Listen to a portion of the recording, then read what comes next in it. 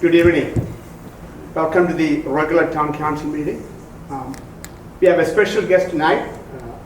It's a Pastor Johnny Whitaker of Hilltop Baptist Church is here. Pastor, thank you for inviting our first responders to your church for the special service. With that, would you please come and lead us?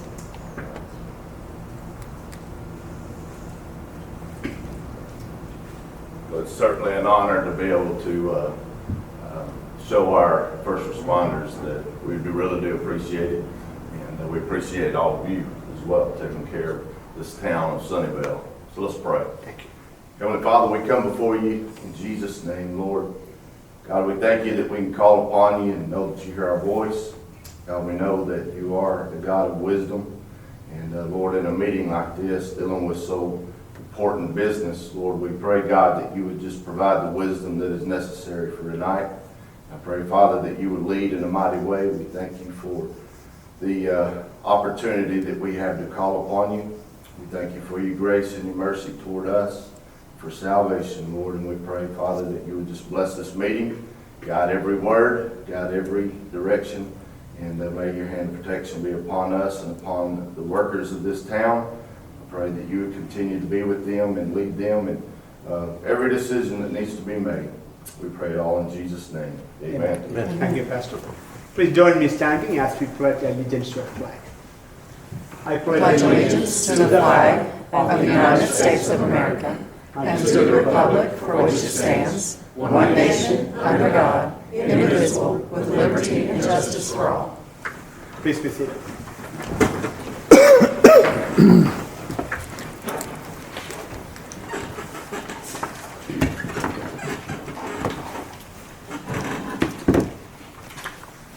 Good evening. Now the time is 7:07. Let me call to order the regular meeting of the Town Council of Town of Sunnyvale for Monday, October 14, 2019.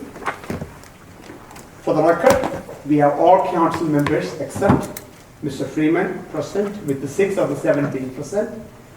We have a quorum. Members of the audience, thanks for being here. If any of you would like to speak to the council tonight, I encourage you to fill up one of these forms. These forms are available outside. Fill in your name and the topic you would like to talk. That way we can conduct the proceedings in an orderly fashion. And also we will use that information for record for our meeting minutes.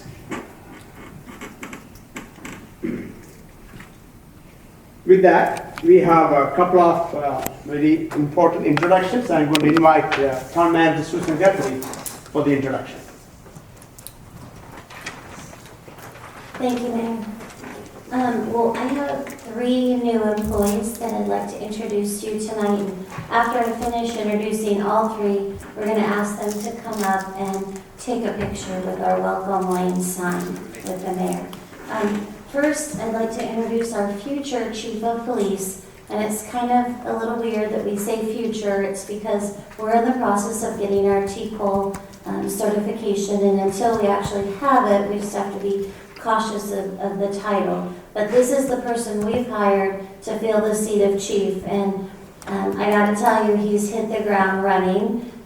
We already have our application prepared. We have our patch developed. We've gotten quotes for police vehicles. We've got a design for our badge. We've done walkthrough on the building to determine renovations, and on and on and on. And we have a complete Gantt chart laying out all of those steps. And at our next meeting and each meeting after that, I'll be presenting that to you all so that not only you all, but the community can see just the magnitude and the progress that we're making on this project. So that's Andrew Hawks. And then I also have 2 other employees to introduce, both from Public Works. It's Paulo Padron and Trent Thompson. And I have not had an opportunity to really interact with them yet, but I have to tell you that this is the hard job in the city. I mean, when the water line breaks, it doesn't matter what time it is. You want somebody out there to fix it. And you know, this is a very physical job, a very demanding job, and so we're always so thankful to these team members when they join us. So with that, could I have all three of you come on up and get your picture with the mayor?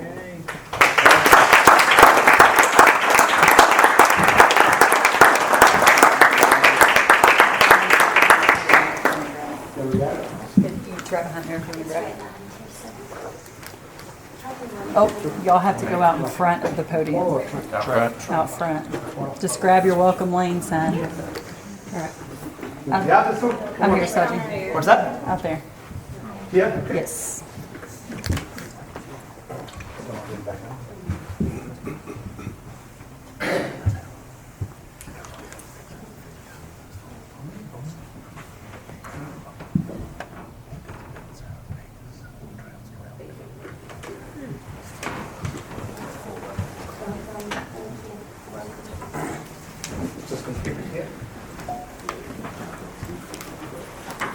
You look like you're welcome in community.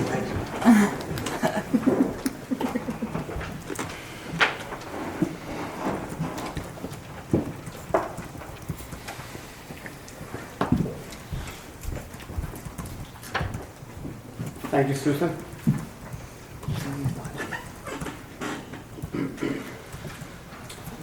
Moving on to the next item, that's the announcement pursuant to Texas Government Code, Section 551.0415. The mayor, council, and staff may report on the following items: expression of thanks, congratulations or condolences, information about holiday schedules, recognition of individuals, reminders about upcoming town council events, information about community events, an announcement involving imminent threat to public safety or health.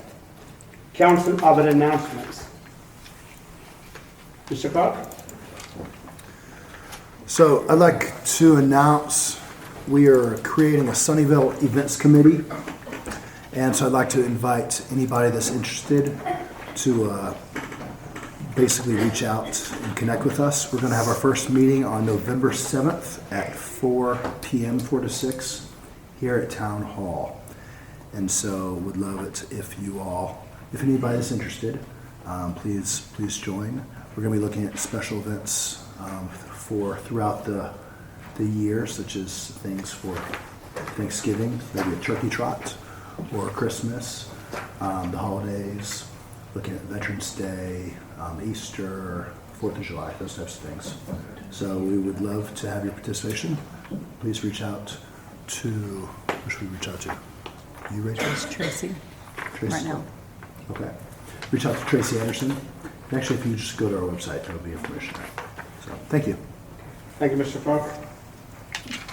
Ms. Wade? Let me once again remind everybody that November the 2nd is really only a few weeks away. And that will be the Friends of the Sunnyvale Public Library hosting a benefit concert benefiting the Sunnyvale Public Library. The participants will be the K3 Sisters Band, who grew up here in Sunnyvale. Be performing from 7 to 9 p.m. Tickets are $15, available at the library, $20 at the door, and all students get in free. So we'd like to pack the auditorium at the high school, the new Performing Arts Auditorium at the high school, and not only for the benefit of the local musical group, that is very good, by the way, but also for the benefit of the Sunnyvale Public Library. Thank you, Mr. Wade. Council? Any other announcements? Susan? Yes, sir, thank you. First of all, I just want to thank staff for all their work on National Night Out. I think it was a great event, really nice turnout, and a great welcome to our future police chief. Secondly, I just wanted to congratulate the fire department on their really wonderful opening of their fire training center, and we appreciated them inviting the community out to experience that. If you didn't get to see it, you really missed something amazing, because they literally went into live fire to demonstrate techniques. They extracted somebody from a vehicle. So it was very interesting, and we thank the fire department very much for that. I do want to remind you of a few upcoming events. We have an open house scheduled this Thursday, October 17th, from 5 to 7 p.m. It's a come and go. You don't have to stay the whole time. I know it sounds like a long time. You just can come and go, but it's an opportunity to ask questions about the upcoming election. The town has a proposition on the ballot, and this is an opportunity to ask questions about that. And again, you don't have to stay, but it's come and go from 5 to 7 p.m. here in the council chambers at Town Hall. We also just want you to mark your calendars for December 6th for the holiday Christmas tree lighting event. We'll have a movie and crafts and singing and just a lot of holiday cheer. Turkey trot, we are planning our very first annual turkey trot. It's going to be turkey morning, Thanksgiving morning, at 7:30 a.m. It's a 5K, and there is a commemorative T-shirt. It's very cute, and the proceeds from the sale of the T-shirts are going to benefit our animal shelter. So there'll be information on our website and on our Facebook page about how you can pre-order those shirts, because the shirts do have to be pre-ordered. $25 for the shirt, free to run, and free to have fun and burn some calories before you eat a lot. And that's it. That's all I have. Thank you, Susan. Thank you, sir. Are there any other staff announcements? Okay, moving on to the public forum.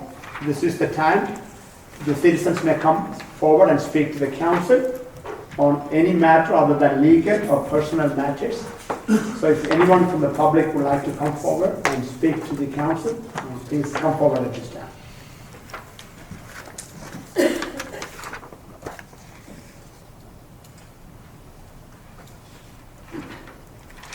No one is coming forward, so I am going to close the public forum. And the next item is recognition. I'm going to invite Ms. Guthrie to give the introduction, and then I have a recognition after that. Thank you, Mayor. I did just want to introduce this subject and then allow anyone else who may want to speak. But it's always tough in a town of this size because sometimes it can be a training ground where people get amazing skills and then go on to bigger communities, and it breaks your heart, but it is kind of the nature of the business. And we have had a really good economic development director, Tracy Anderson, who served the city, the town, for over 2.5 years and has done a very strong job, and because of that has been recruited to another larger city, and will be leaving us in another week and a half to 2 weeks. So we really wanted to recognize her contributions to the town. She's very knowledgeable about economic development, and she'll be very missed. So with that, Tracy, we really do wish you the best, but we are very much going to miss you. Susan, I'll add that to it. We have a handful of economic development directors prior to you, which I worked with. They all were good, they all have benefits. But I tell you, Tracy, you really took many of the items off the goal line, and very productive and very friendly. Many business people I talked to really appreciated you. It's been a busy from here. Tracy, I'd like to just add to that is coming in as a new council member and meeting with you and being able to spend time with you and all the education you gave me on economic development and things that were going on. I appreciate that. We're going to miss you, and thank you for everything you have done for the town. Like the mayor said, you brought many things over the goal line for us, and so we appreciate that. The other city is lucky to have you, and we'll miss you, so thank you. Any other comments? Mr. Egan? Had to figure out how to work this newfangled microphone. Just press the button. It's too hot. But I had to be able to read where you're supposed to say push. Tracy, you're having been here the whole time, or I've been here the whole time, whichever you want to look at it, for the 2.5 years. I concur and agree with the mayor and Mayor Pro Tem. Your efforts have exceeded, I think, what some's expectations of them would be. It's difficult as the town has been surrounded as an island without any economic development, and it's so much easier for businesses to go elsewhere. You've brought them in anyway. You came in with a difficult set of circumstances, maybe a lot of loose ends that should have probably been better tied up before they came into your hands. But you took them, you got things straightened out, and got us to where we need to be. The Quick Trip, the southeast corner of Collins and other opportunities that potentially are on the table that we can't go into at this particular time, but if it weren't for your efforts of making sure that we had the T's crossed and the I's dotted the way they needed to be, we wouldn't be in a position to move forward with a lot of those projects the way you've got us positioned. I wish you, and I hope this council wishes you nothing but the best. Wish there was a way we could keep you, but we also recognize that sometimes the growth opportunities are better, and it'll be hard for us to find somebody, in my opinion, that we feel can replace you, and thank you. Tracy, I just want to say thank you and wish you the best of luck. You won't be getting any more 10,000 emails about recommendations for chicken joints for Sunday. Thank you and wish you the best of luck. Tracy, I agree with everybody here. We're gonna miss you. You've brought a lot of great experience and knowledge to the position, and you've worked tirelessly to help build Sunnyvale, and you've done a lot of work. And we're finally seeing a lot of what you put in, and I think for the next year or two, we're still going to see all the results of all your hard work. So thank you very much, and I wish you the best of luck. And sorry to see you go, but very excited for you in your next journey. So thank you. Okay, I have a certificate of recognition. Let me read it. We hereby recognize Tracy Anderson for outstanding achievement in providing exemplary service to the town of Sunnyvale on the 14th day of October, year 2019, signed Nursaji George. Tracy, come forward and say this one. Come on, yes.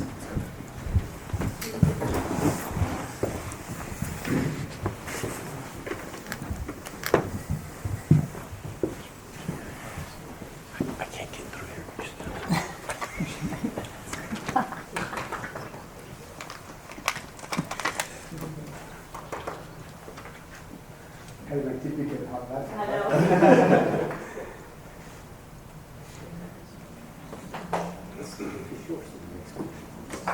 I can be short.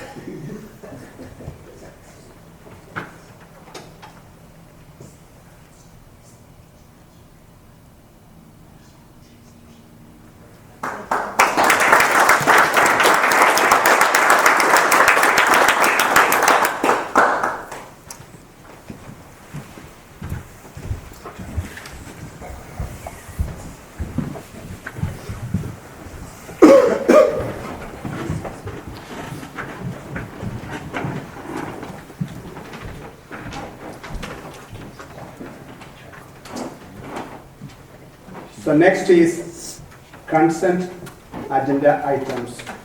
Council, we have 7 items on the consent agenda. Item number 3, 4, 5, 6, 7, 8, and 9. Would anyone like to remove any of the agenda items from the consent agenda?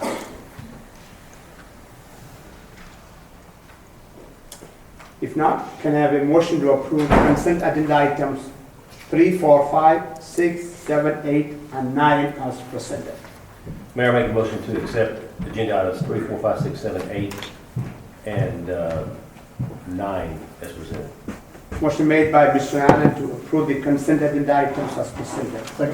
Second by Senator Fitch. Everyone heard the motion? Other additional discussion? All in favor signify. All opposed? Motion passed 6-0. Mr. is absent. Moving on to the public hearing portion of the agenda, item number 10.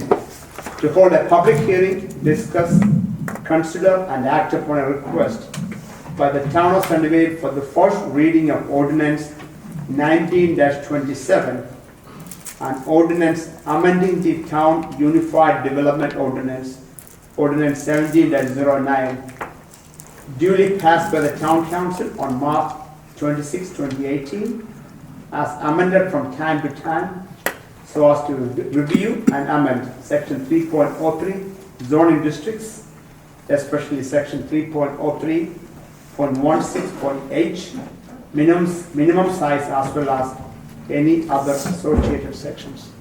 Mr. Jackson? Mayor, Councilman, as noted, this is a proposed amendment to our minimum acre size to establish a planned development zoning district. Right now, the minimum size is 10 acres. As we've grown a little bit more with the commercial development, our DRCs and just over time here, while I've been here, we've always run into the issue where people wanted to come in and do planned developments, but the minimum acre size has always been a issue with them. They've, especially on certain parcels, specifically one, I've had about 4 people come in and propose a proposed plan development on the parcel that's directly south of the hospital. We've had a couple others within the industrial district as well. This is more so, it will affect retail. We had language, and I noted in the staff memo, in the previous zoning ordinance that allowed for an exception to the minimum acreage requirements if that exception or the development met the intent for the comprehensive plan for the area. That's the only way that that would be looked at. Of course, anyone can still propose any parcel throughout town because there is a plan development that applies townwide. But it gives the P&Z and council the opportunity to be specific in which areas they would allow an exception for if it meets their intent. I would just primarily just asking to add that language back in.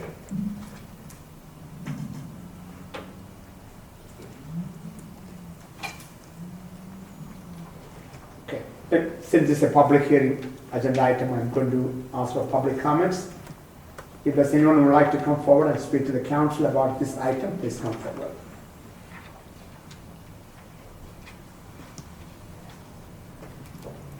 No one is coming forward, so I'm going to close the public hearing. Council, are there any questions for Mr. Jackson? Rashad, you've got pros and cons listed here, which I understand, but I'm trying to figure out how to preface this question or set this question up. Are the pros and cons related to the ordinance as it currently is? And by making the changes, you begin to decrease the number of cons? I mean, to me, I would think that what would be being brought to us is something that has more pros to it than cons to it as a result of the change. Am I misinterpreting it? It's how you would see the proposal, the development that's being proposed. This information was just more so provided as a general with regard to the application of plan development. I will say this exception in certain circumstances could allow for more applications, and that's the intent. So I just wanted everyone to be aware of the pros and cons with regard to of allowing this change. Well, they still, either way, these are the pros and cons of a plan development. Okay, of a plan development, not of the subject matter that we're going to take a vote on. Okay.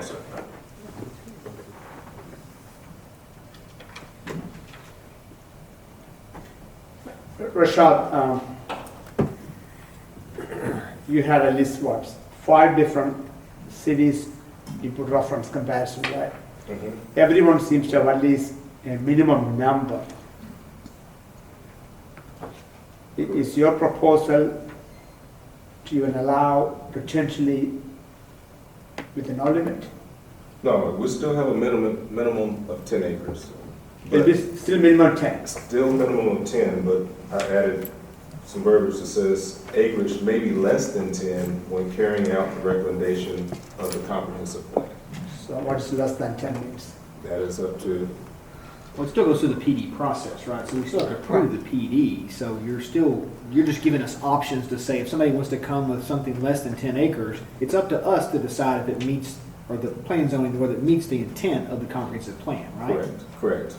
We're just providing options. Yeah. Yes. Again, I'm just looking at all the cones he has listed, right? There are some standard zoning requirements, overuse. You know.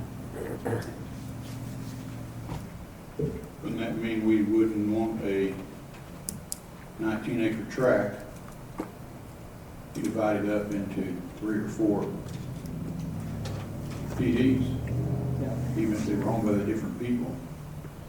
That can happen. That could happen, Yeah. but that would probably defeat the purpose of doing this. We would have to decide if that's what we wanted to allow. Because we have some larger pieces of properties still in prominent locations. While at the same time, we have some small pieces of property,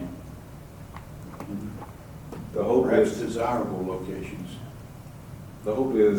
I mean, in general, where even if you're not dealing with a PD, you want to develop a property considering abutting property. So if you had someone who wanted to come in and divvy up the property, the 19-acre property with multiple PDs, you would want all those PDs to be cohesive and consider each other in their design. So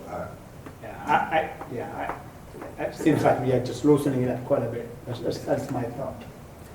But and again, it seems like it gives us more options. If we have smaller pieces of land, like I think there are some examples, we already have some small pieces of land and we're trying to encourage some type of retail or commercial development, we have a small piece of land. This just opens it up to give us a platform for more options to say, and don't disagree that it could happen many different ways, but it seems like that it would make us a little more friendly to these type of developments, whether we can say yes or no, or P&Z says yes or no, through the process, right? I mean, that's really the intent, is just trying to give us some options for people to come and say, we have something, what do you think?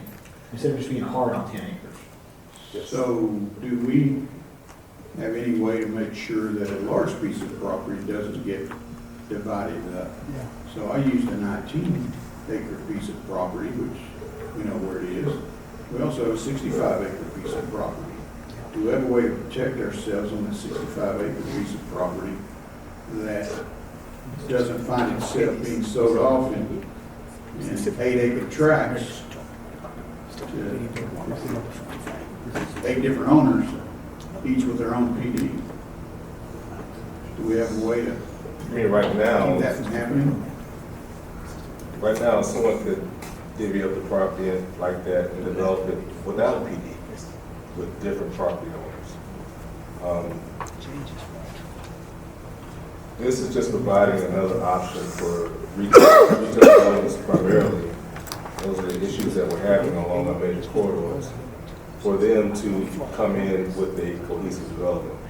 Right now, this is kind of piggybacking on the next agenda item, which if we don't have a PD exception like this, and then you have a 2-acre requirement for a lot size, it eats up the whole property as. Rashad, this is giving us a way to deal with small pieces of property. Do we need to put a cap on the number of acres that can qualify for this exception, such that, If y'all wanted to put you in, know, a 15-acre tract we can do, but a 65-acre tract we can't do that away? I would think you would do something like minimum 10 acres is required. Acres maybe less than 10 acres, but Well, minimum is great, but that also means that 100 is also qualifies, because it's a minimum of 10. right now, the way our ordinance is If you have 100 acres, someone can come in 10 different. We're adjusting it. Okay. Okay, we can do that. That's putting us in a bigger issue that I'm trying to address. Is both residential and commercial? This would be residential and commercial.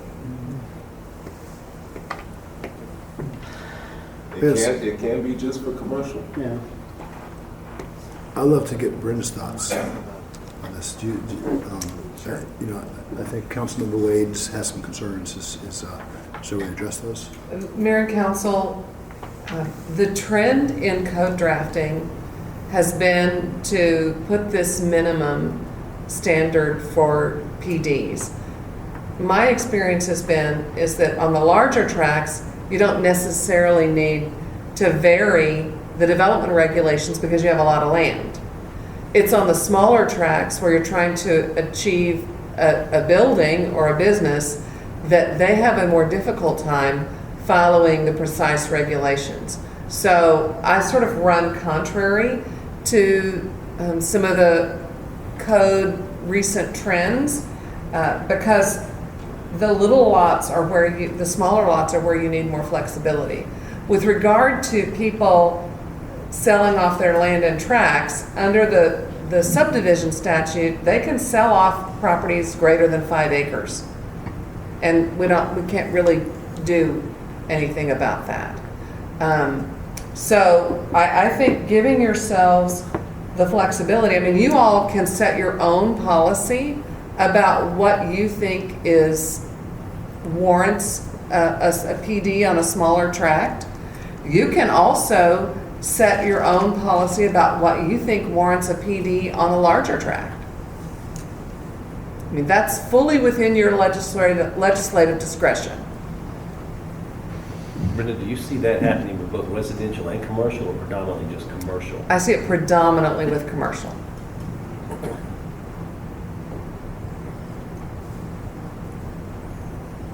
So the way council set the policy is through UDO, right? Not just verbal agreement, can't be some document, right?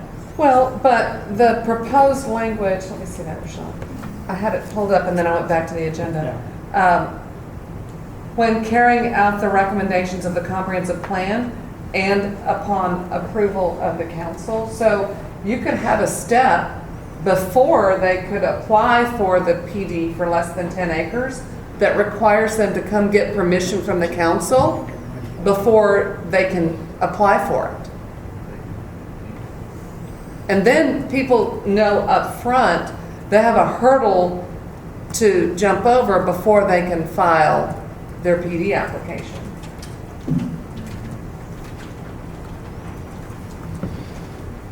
Mayor Richard, I actually like that process that there's each step before, particularly for if we were going to include residential. I'm trying to figure out on your cons what's inappropriate, and I'm trying to, in my own mind, mastermind where we would get bit on a residential area.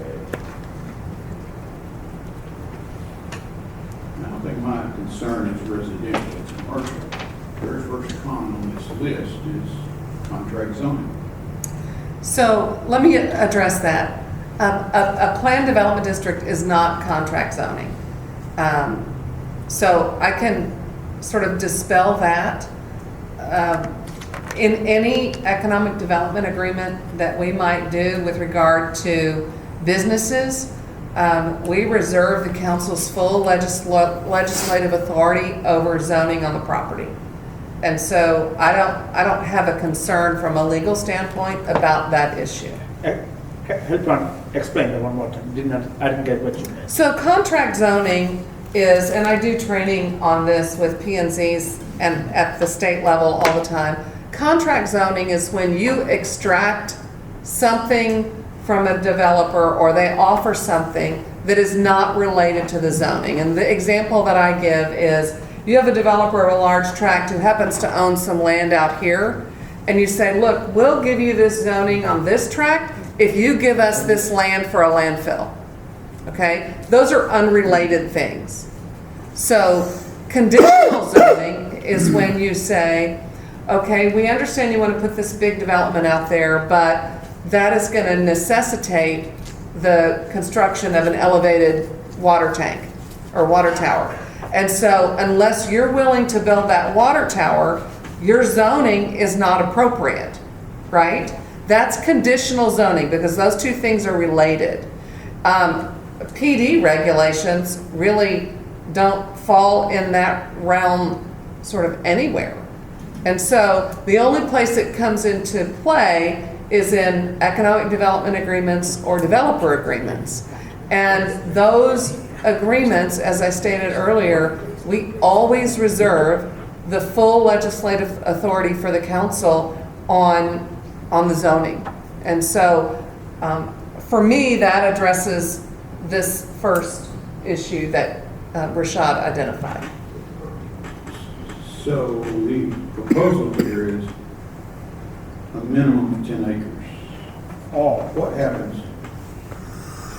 What happens if that language is changed to, for parcels up to and including 10 acres, instead of a minimum of 10 acres, such that we don't have 19 acres, 65 acres being divided up into smaller tracts, parcels, such that they accomplish the spirit of this. They can do that anyway. They can do it anyway. But Right. they're putting it out there, and I'm not sure that I'm comfortable with the fact that it just exists. Actually, some It already cities, exists now, that we don't need anything else. you have the ability to set a maximum if you'd like. So A lot of let's go. cities have minimums that are much higher. 100 acres is what's required for a PD. I haven't seen the maximum limit. Mostly my experience has been a minimum limit. But you have the ability to add that. So look at Frisco. It's acres may be less than 15 acres when carrying out the recommendations of the comprehensive plan. So why couldn't we duplicate that such that you can't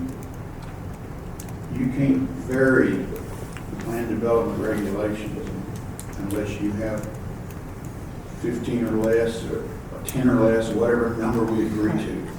Well, a planned development, you don't vary the regulations because it is a unique set of regulations for that property. I understand. Okay, so, again, I'm not familiar enough with your sort of land use policies to be able to give you specific advice.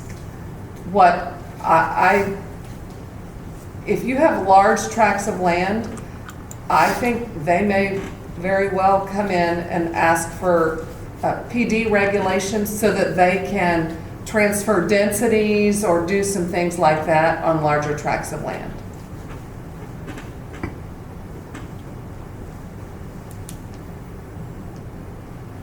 And keep in mind, this information I provided, and it may have confused some, but the pros and cons was just provided as information for you to be aware of.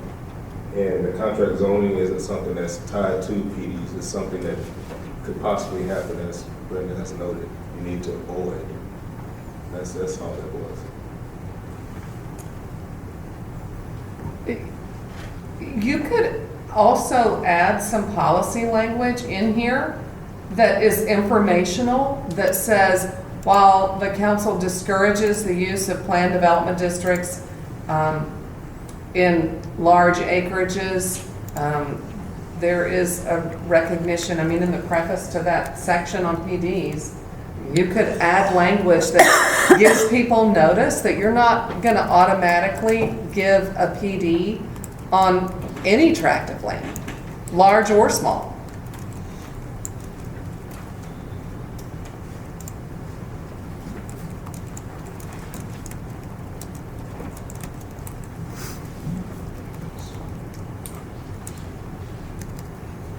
So I guess I'm trying to understand still the risk to the town if we adopt this language. There's no risk. There's added flexibility. If you add the council hurdle before before the application, then there's no risk because you have the right to say yes or no. So we just need to add that language into this Mhm. proposal. And I can work with Rashad to add that. Correct, correct. And correct me if I'm wrong, Brenda, but isn't the process in itself, I mean, it's a zone change that if they don't feel comfortable with, they don't have to allow.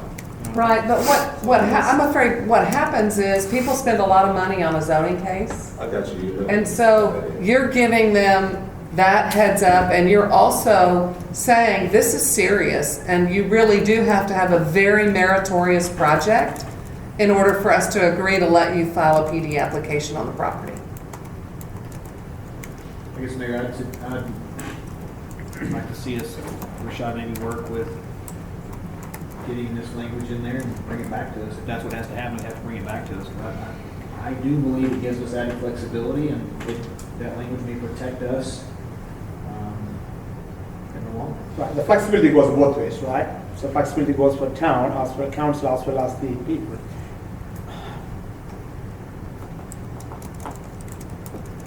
Yeah, I don't know, I like, It would be similar to what we do now. We would require a pre-application meeting prior to submitting anything. And then at that time, I can note that it must be town council approval first.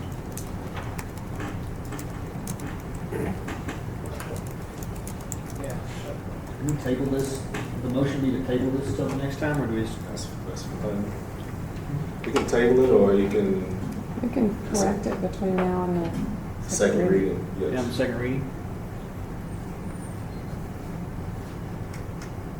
the first reading, we make a motion, right? So we can reject it if you choose to. Or you can make a motion that includes adding that language. That's what I want to see it before I want to pass it. At least I am not, if the rest of the council is comfortable, make the motion. I'm not ready to make this motion yet. We can make the motion to pass it on first reading with the qualification, we're gonna add some additional language before the second reading. Is that how we do it, right? And then we'd still have a full vote on the second reading, whether we like it or not. Correct? That's correct. Correct. Correct. It doesn't pass until the second reading. Yeah. Council, other additional discussions?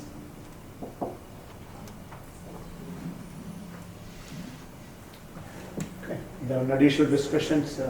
Can I have a motion with respect to item number 10? So Mayor, make a motion to approve agenda item 10 with the qualification, we're going to add some language, some additional language to this before the second reading. So motion made by Mr. Finch. Is there a second? Oh, second? Motion made by Mr. Finch, second by Clark to approve agenda item number 10 with some additional language. As Attorney discussed. consent. I'm sorry? As discussed. As discussed.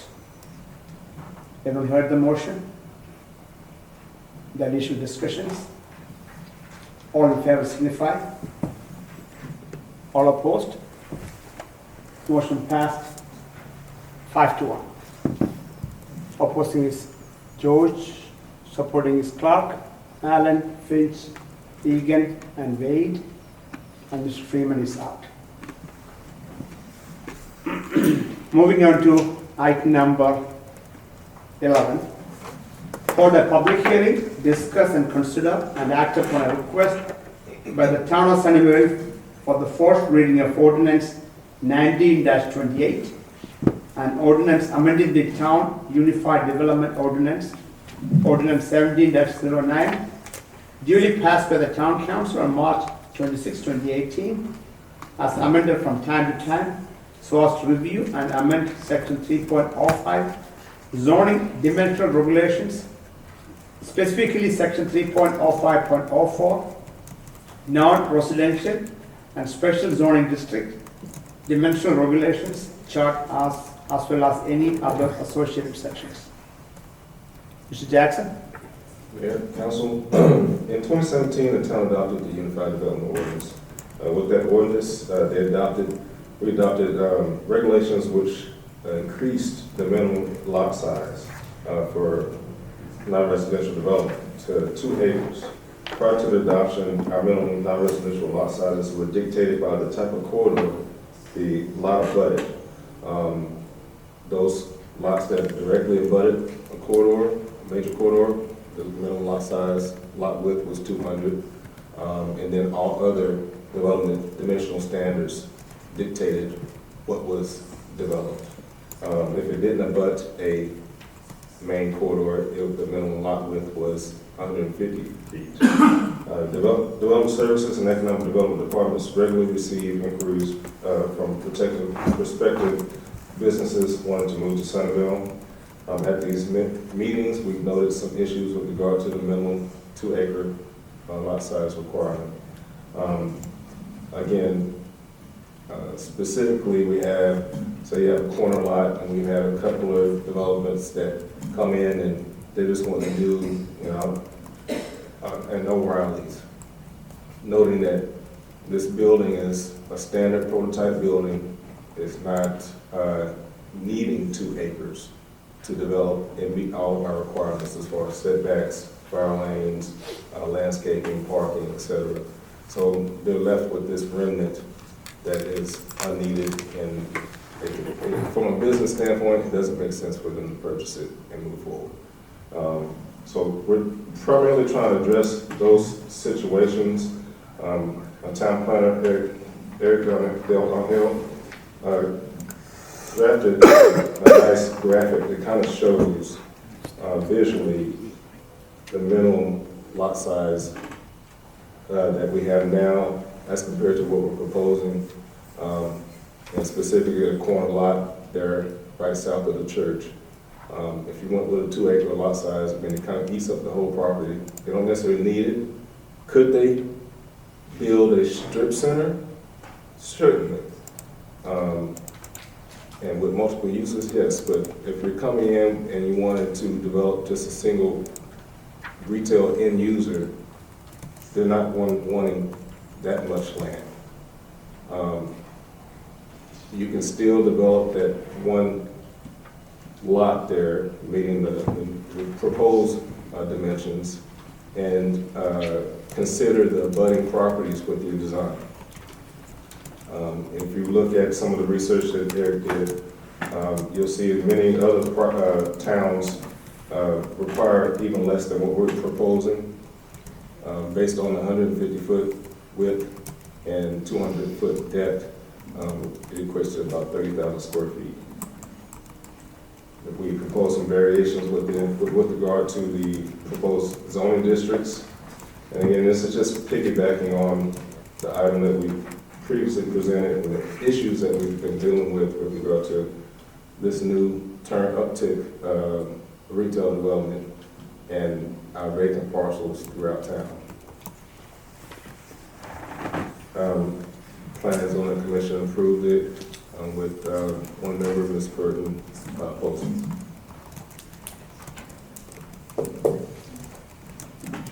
So, Rashad, a question. That's visually for me. So if this new regulation was applied to the southeast corner, how many lots would there be? I'm talking about the southeast corner of Collins and 80. So right now we have 7 lots there under our current regulations. So what would happen there if this were the regulations? Would it be 10 lots? Or would it be- Actually, that was drafted under a master plan development. We didn't Right, say I under PD. understand. So those didn't meet those requirements either. The minimum lot width, I believe, off the top of my head, was in the PD 40 feet wide. Now, whether or not, I don't have the plan in front of me, but they could have gone all the way down to 40 feet. That's definitely a lot smaller than what we have. This is planned. Yes, because it's a planned development. And that's kind of addressing some of the situations with regard to the previous agenda item. That went forward because it was 13 acres, I believe. It ended up being 10, of course, after the give back. Exactly.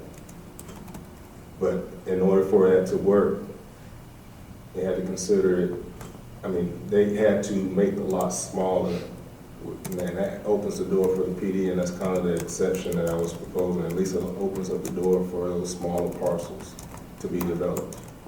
Same with this here. Because even though you have this smaller parcel, you still have, as I noted, the fire lane requirements, the landscaping requirements, the parking for the said use. All that stuff still dictates the form that's built. So if you decrease the required, if you approve a decreased lot size, parking requirements and landscaping requirements remain unless we alter those. Correct.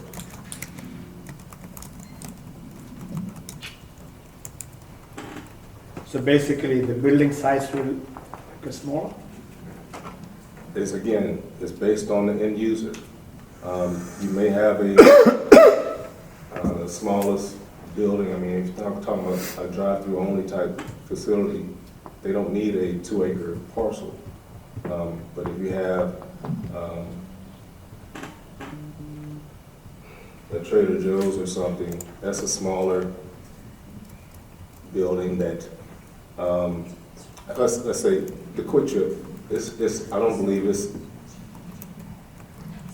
the building itself can fit on less than 2 acres.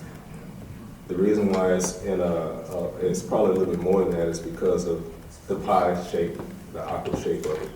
But that would be able to be developed on a smaller lot than 2 acres. Would that be a 150 by 200 size?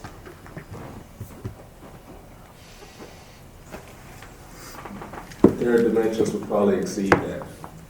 Just because of the parking, the gas pumps, all the stacking requirements. And that's what I'm saying, the design is going to dictate the size of the lot. So question, why 150 by 200? We, Why not larger or smaller? well, we looked at, we didn't want to go completely low. We looked at what was existing, what we had in our ordinance now, and compared that to other communities that we are surrounded by. Knowing that lot size can be somewhat a touchy subject at times, we didn't want to go too small.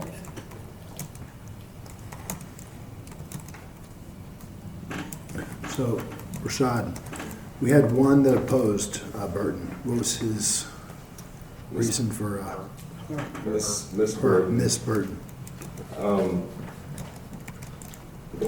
she noted concerns about just the aesthetics. I don't want to, I don't recall verbatim exactly what she was opposed to, but it was just the aesthetics. She noted that she liked the real character. I don't know if that necessarily applies to the retail. I understand that being a concern with residential, but no matter what, with regard to retail, you kind of want, not necessarily dense, but there's no way to really avoid that look. Now, the things that you would be concerned about is what's directly across the street on Collins on this visual here is driveway after driveway. That's what you want to avoid. And you want the connectivity and mutual access. And that's where again, the design standards are going to come into play, where you have your minimum distances from curb cuts, minimum distances from driveways. That's going to require someone to work with their property owner, their abutting property owner, to do a mutual access easement. And design is still going to look somewhat like it was master planned. That's good planning. Rashad, remind me again, I know non-residential, what is it, when you say special zoning, what does that really mean? I'm sorry? When you say special zoning, what does that really mean? Special zone. It says non-residential and special zoning district. Can you mention that? Special zoning district, let me try to find that wording here, because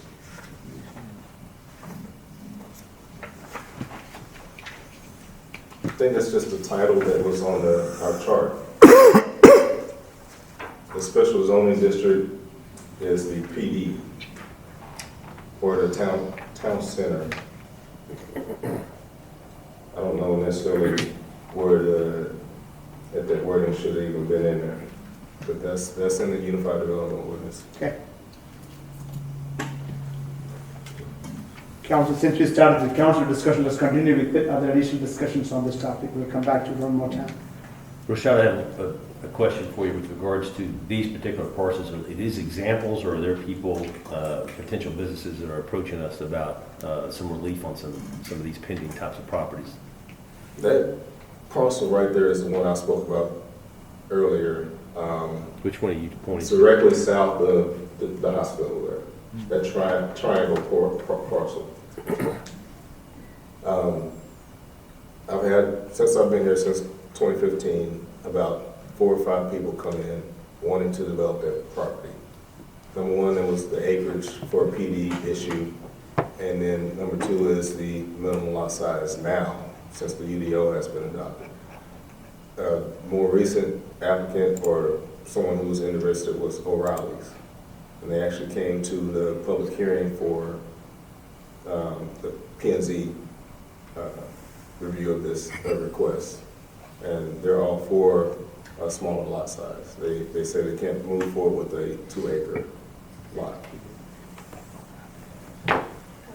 So will this work without the previous ordinance, or had to go hand in hand?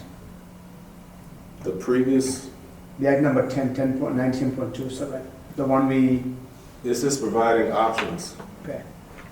Both would provide options for development, whether you're doing a cohesive development or you wanted to come in and just do your own single lot. O'Reilly's is either or. They don't want to necessarily wait for a PD for that property. They want that corner lot right there.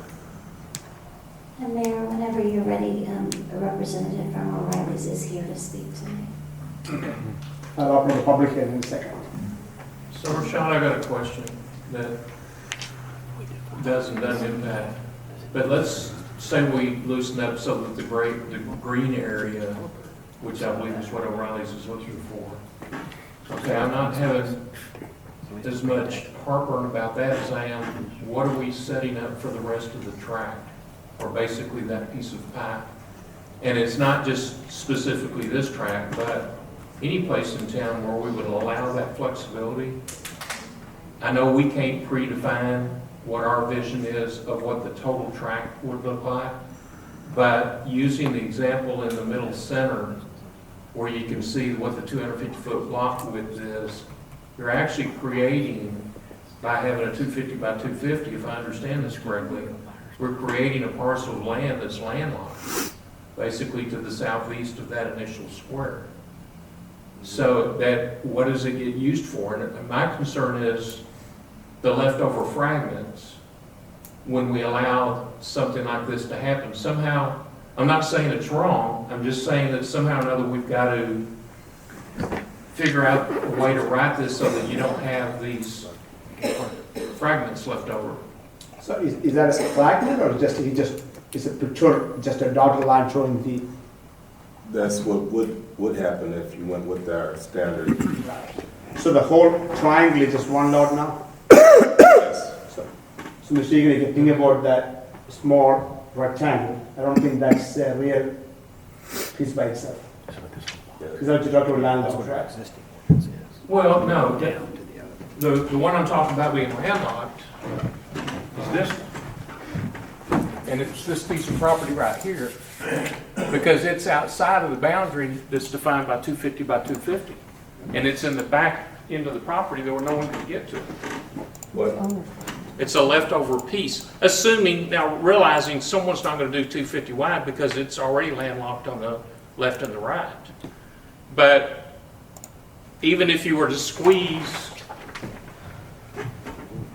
this way and this way, you may still end up with a fragment right here. Well, in that situation, And I don't want the developer or the potential opportunity to say, well, I'm being forced to, I only need, and that's probably a gross example of using that as an example, but this one, we don't, How many of those can you fit in there, and how many pieces do you have left over? We don't allow, and at least I don't, from when I make my staff review or town engineer reviews, and I would have to go through the UDO, but I do recall that I think there's a language in it that doesn't allow remnant parcels like that. It has to have access to public right of way. So in that situation, the property owner would need to acquire the rest of that property. So is it defined what the minimum or maximum fragmented piece is before it's no longer a fragmented piece and now has to have access? It addresses it from a public right of way standpoint. I mean, this happens all the time. Yeah, and in situations where someone wanted to develop or leave it like that, I would request a mutual access easement to be run all the way to the property that is going to be left. As long as we have that in place, because that's what I'm interpreting here, is that I can see the potential if we're looking solely at this. Right. I mean, yeah, we did talk about in the UDO, no flag lots. Right. And to me, flag lots and this kind of fall hand in hand. But this is a commercial development. It's kind of a situation, if you're the first guy there, or maybe particularly with the pie-shaped piece, the piece on the left, and O'Reilly's comes in and picks this first corner, and then somebody else comes in and picks the second corner, and somebody comes in and picks the third corner, then it may still at some point leave a fragmentation of something that's not usable. And we got to have some tolerance for somebody to come in and pick up the fragments and make it a part of their thing. Well, and in situations like the one you know, that would have to go likely to the Board of Adjustment prior to development to get a variance for the dimensions, because they're never going to be able to meet that. No, because that's, so, let me, I don't want to use the Board of Adjustment as a remedy, because that's a self-created hardship there. But this is why hard corners are the most expensive pieces to buy, because those owners really set the pattern for the rest of the development. And then everything else, including the last piece that may be more than the business owner wants to buy, is less per square foot because of that very situation. And this happens everywhere. Can I say one quick thing? Y'all have asked multiple times about the plans for that pie-shaped area. So in speaking with the broker, she has had, there is a doctor that is wanting to construct a small office building. He's got, for his practice, he currently offices in the hospital, and so he's wanting to create an office space for him as well. And then they have planned on coming in for a planned development, but it's only 6.7 acres, so she hasn't been able to up until this point. With the addition of O'Reilly's wanting that corner, she's now even more wanting to go through that process, but O'Reilly's is wanting to move quicker at the pace than the planned development would take. So hence why we're trying to figure out that lot and how to make it all happen so that we can get the retail development on that corner. And in addition to the physician office space, she plans on being able to have other office spaces or retail development on that corner as well. I don't know, this won't address every situation. We probably still have issues with this lot size. You're always going to have an issue with development size. The 2 acres is just a lot more than normal. Yeah. Okay, Council, this is a public hearing item, so let me open up the public hearing at this time. I have one person signed up, Ryan Dixka, 2900 Wingate Street, Fort Worth. Sir, come forward, sir. Good evening. How are y'all doing? Thank you. All right, so I'm actually with the developer of Fort Worth called Procure Ventures, and we are working with O'Reilly's here for that green track on the left side. But we also do development for Starbucks, 7-Eleven, Raising Cane's, Chick-fil-A, those kind of retailers as well. So we've done projects throughout DFW, I mean Dallas, Fort Worth, McKinney, Frisco, Plano, Arlington, Grand Prairie, Waters. And it's very I've never seen such a large subdivision requirement before for a lot. You asked about Frisco earlier. Minimum lot size in Frisco is 10,000 square feet. So what prevents a developer from going in and chopping up the lots so small? Excuse me. So small is the setbacks, parking, landscaping, things like that. So for our project specifically, what would end up happening is if we had to buy 2 acres there, we'd have a bunch of residual land that we couldn't do anything with that would be undevelopable in the future, right? So we put the project, it's a 7,200 square foot building, 7,225 square feet, on the one portion that we need with the parking, detention, all that on the, it's actually 1.16 acres is what we need. And then there'd be vacant space that's really inefficient for the rest of that tract that'd be around us, right? So this allows you to go in and fit in a little over an acre, I guess in our case, size tract, to open up development, I guess, for the projects that run separate of each other.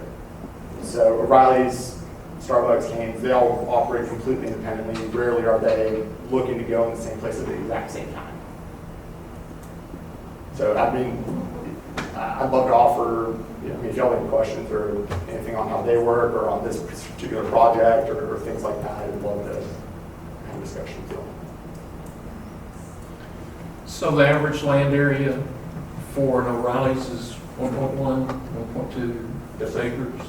What is it for Starbucks? Starbucks, you can squeeze it down. I'm working on one where we're on about 0.48 acres of land. Okay, and what were some of the other ones that you named? Raising Cane's, Okay, so Raising Cane's, what do they look for? they're minimum an acre. But what is a typical one? I mean, is it typically an acre? Yes, yeah, they're pretty particular on their layout. I have slammed one on like 0.9, Okay. but it was, usually they're very picky. And they For the most part, they're looking for the 1 to 1.2, the same as an Yes, sir. O'Reilly's is. And what other, 7-Eleven, they're also about an acre. Chick-fil-A, they're actually about an acre and a half. We've done projects with Chipotle. They're a really small building, they're on half an acre. so Chipotle's not going to have the square footage in the building that an O'Reilly's going to have. That's They're right. very likely, it's smaller than a Raising Cane. Yes, sir. Maybe 2/3 of the size. So you still got to have the parking requirement. Of course, that's based on how many seats you have. Okay, or actually, it's based on square footage. Thanks, sir. Thank you. Anyone else like to come forward? Okay, I'm going to close the public hearing. Council have additional discussions on this topic. This is still the first reading of the ordinance, so we'll have one more bite of this apple. We'll come back next time. So now with that, if there are no other discussions, can I have a motion with respect to agenda item 11? Mr. Mayor, I'd make a motion that we Pass. agenda item number 11. Motion made by Mr. Finch to approve agenda item 11 as presented. So second. Mayor, I'll second. Second by Alan. Everyone heard the motion? Are there additional discussions? All in favor signify. All opposed, motion passed 6-0. Moving on to the discussion action items portion of the agenda. Item number 12. Discuss, consider, and act upon appointing candidates to serve on the town's planning and zoning commission. Before we get started, let me kind of talk through it. So we have one position, regular position open with Mr. Demgo term limiting out. And there are Ms. Don Klein, John Peace, Sarah Mitchell, King Moss, all for regular members. They are due for reappointment if the council choose to do so. And there's Ms. Shiny Daniel is currently an alternate member. She is also due for reappointment if the council choose to do so. So council is kind of going in order. It's a recommendation for the open regular PNC position. Mr. Mayor, I make a motion to appoint Shani Daniel as the regular member of P and Z for the term. Council, motion made by Mr. Finch to approve Ms. Shiny Daniel as the regular member of the planning and zoning. That'll be moving from alternate to regular for a 2-year period. Is that right? Council, is there a second?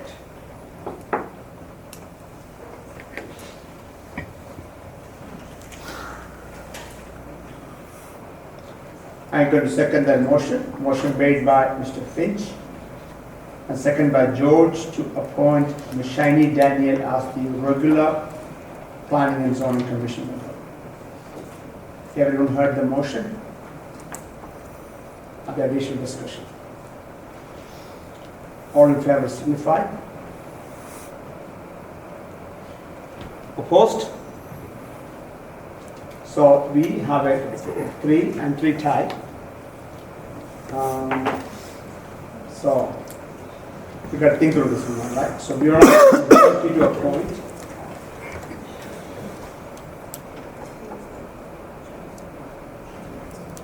Okay. So we'll come back. I guess we got to come back to that in the next council meeting, correct? No, you have several options. You Okay. can, Mayor, I'm going to appoint, I'm going to make a recommendation to appoint James Gover to that position. Okay. so yeah, that tie motion did not pass. Okay. So another motion is appropriate. Gotcha. At Thank this you very much. So since the first motion did not pass, Mr. Wade has recommended that James Golder be appointed as a regular Planning and Zoning Commission member. Is there a second? Second. Motion made by Mr. Wade, seconded by Egan to appoint James Golder as the regular Planning and Zoning Commission member. Everyone heard the motion? All in favor signify. All opposed? Motion passed 5-0. No, I'm sorry, all opposed? Thank you. Motion passed 5-1. And Mr. Freeman is absent. Mayor and council, y'all didn't include your reappointments Yeah, in I'll that come to motion. that next. Okay. So we got 4 people out so we got, now we got to appoint, if you choose to, Shani needs to be appointed as an alternate. Oh, I'm just going to keep it. So let me, can I have a motion with respect to the rest of the appointments? Mr. Mayor, make a motion to, Start with the flag. do we need to reappoint? Yes. So we need to reappoint the alternate. Do we need to do that as well, or? is Yes, this- we are reappoint the alternate and appoint the regular. Okay, make a motion to reappoint the alternate, Shani Daniels to the alternate position, Don Klein to regular position, and John Pease to regular position, and Sarah Mitchell to regular position, and King Moss to regular position. So motion made by Mr. Finch to reappoint Shani Daniel as the alternate member. King Moss, Sarah Mitchell, John Pease, and Don Klein as the regular member for 2 years starting 2019. Is there a second? I'll second. Motion made by Mr. Finch and seconded by Clark. Everyone heard the motion? All in favor signify. All opposed. Motion passed 6-0. Mr. Freeman is absent.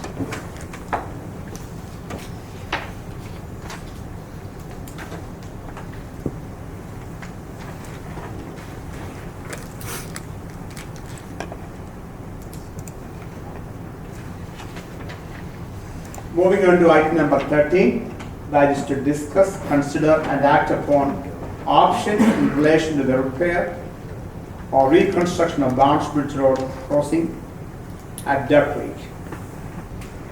Mr. Jenkins? Mayor George, while Mr. Jenkins is coming to the mic, I just wanted to, for your consideration, we have item 13 and item 14, which both have financial implications. And so we have item 15, which is just to kind of look at both of them together and the financial implications. So if you'd like, we can go through each item and then come to item 15, talk about the finances, and then go back and vote, or you can vote at the time of the presentation. So Council, are you good with that? Going over item number 12, 13, and 14 together? 13 and 14. I'm sorry, 13, 14, and 15, thank you. Council good with that? Okay, let's go. Mr. Mayor, Council, good evening. This item is in relation to the bridge that currently carries Barnes Bridge Road over Duck Creek. As y'all are all aware, we closed this bridge several weeks ago after a flood event earlier this year generated alarm on staff's part into that it was becoming unsafe to be continued to use by the public as it is. So we closed it with the understanding that we would move forward with alternatives as to how to proceed. I had prepared a presentation here I would just like to run through with y'all. Just a little bit of history to start with. Just a little historical perspective. This road has been in this alignment for over 100 years. This particular map, I know it's not real clear, but this map was printed in 1900 and it shows Barnes Bridge Road where it is currently. The current bridge that's under discussion tonight was originally constructed in 1950 and 51, so it's approximately 70 years old at this time. Moving on to the next slide, there had been some question about where this bridge is in relation to the current municipal limits in the area. The right-of-way of the road at this particular point is entirely within the town of Sunnyvale.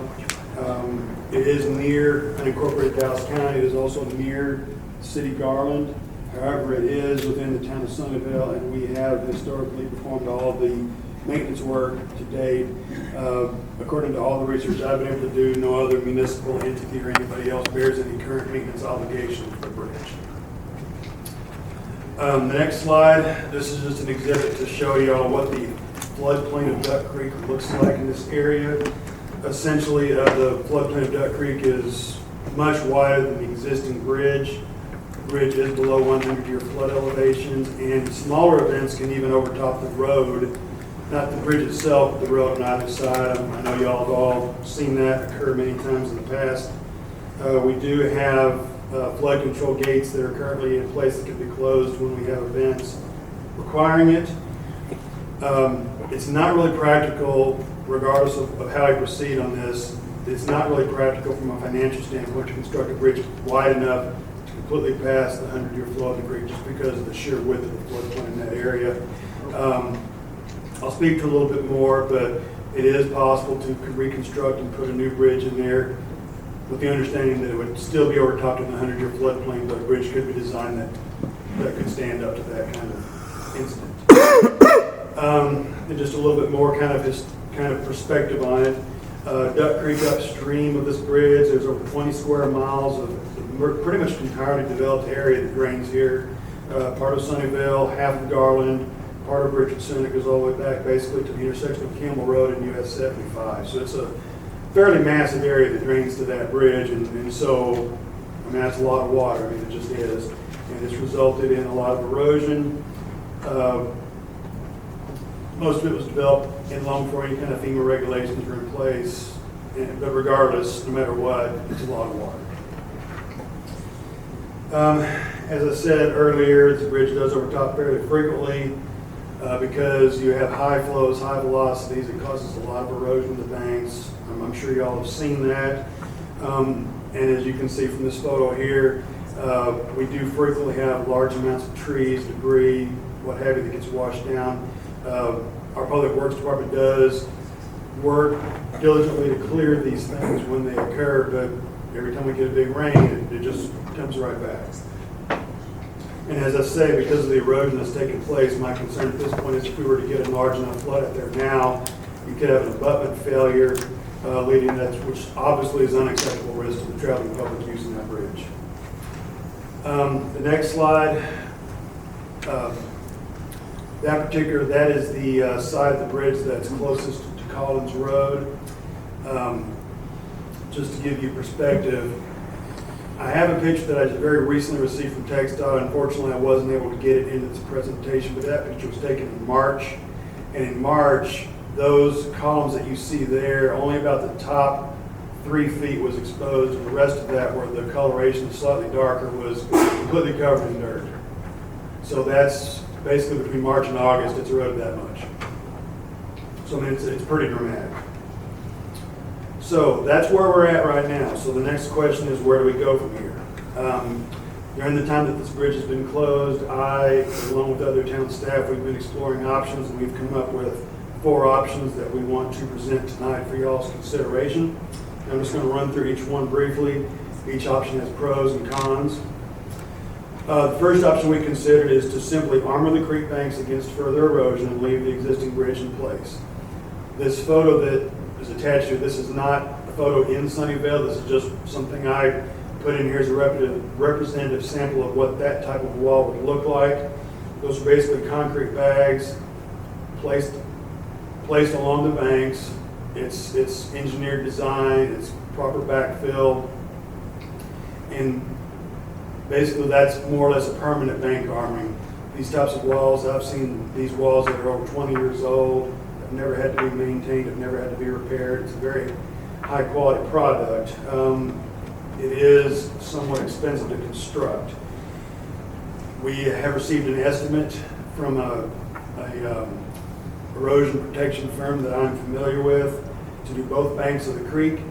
The estimated cost is, as you can see, $975,000 and change to do that. It'd take 9 to 12 months to get it completed. We'd have to keep the bridge closed during that time period. The pros of that is, number one, that wall is going to last indefinitely. Second option is there is a town water line that runs along the bridge. That water line can remain in service because the bridge would be kept in place. The cons of it are, number one, the cost. And number two, if we ever decide to demolish that bridge, because again, the bridge is 70 years old, that wall would have to be completely torn down. So we would lose that benefit of that $975,000. So that's option one. The option two is to completely reconstruct the bridge, which would include bank stabilization, and then we would do temporary protection short term to allow us to get the bridge open. I have spoken to TxDOT. TxDOT does have a program, it's essentially a cost sharing program where they would pick up 90% the cost of design and construction of a bridge. They would get it designed, they would take care of everything to get it built. So obviously that's a pretty significant savings to the town. My rough estimate for a brand spanking new bridge here is about $3 million, so 10% of that would be $300,000 that the town would be responsible for. In addition, as I say, in order to do that, because this is a 3-year program, so rather than have the bridge be closed for 3 years, we would do a temporary armoring to allow the bridge to be open in the short term. I have had an estimate from a different contractor that does a bank armoring. It's not as intensive as what the option one was. It would be approximately, I believe, $225,000 to do that. That contractor would warranty the wall for a period of roughly 5 years, so that would be adequate time to get the thing designed, built, and replaced. So yes, we would have to tear out that temporary armoring, so it would need to be clearly understood that that's just a temporary, essentially something to get us over the hump until TxDOT rebuilds the bridge. So let me understand. Can I ask the question now? Yes, sir, go ahead. So $225,000, this TxDOT certified contractor Correct. will come back and reinforce both sides, which will last 5 years. He would warranty it for 5 years, yes, sir. Then meanwhile, we have the time to go apply for the Texas grant and go from there. Right, they have a call for projects in November, so, come up here in a month. So we would start the process now, and then, like I said, we could get this temporary armoring in essentially 1 to 2 weeks. That would allow us to open the bridge safely, so the bridge could be in use while we go forward with TxDOT for this 3-year program to get So the bridge there's a question earlier. if the bridge stays open, is that deduct any points from us from the text dot No, sir. approval perspective? No, sir, it does not. It would still allow it to go forward. So if it's an operational bridge, text dot will still consider us for the grant. Yes, sir. Yes, sir, because the bridge is still a candidate for the program, whether we have it open or closed. If we don't get in this time, then can you reapply next year? I mean, what's our process? They have an annual process, so if we did, you're right, correct, sir, in that if we did not get in this year, we can apply for it next year. That having been said, I have reached out to TxDOT, I've told them what the bridge is, where it is, it's on their inventory, they've looked at it, and the staff that I've discussed with is very confident that this bridge could get into the program.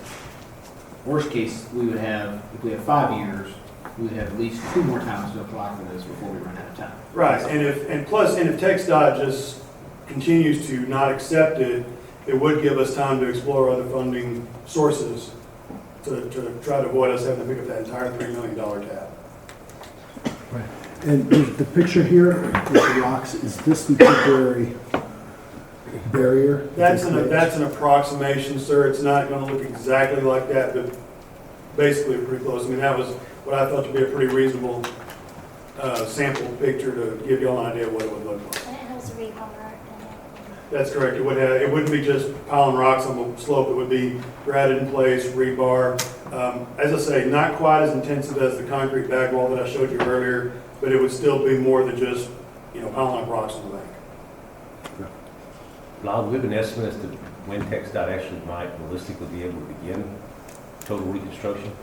Well, as I say, the 3 years includes their design process.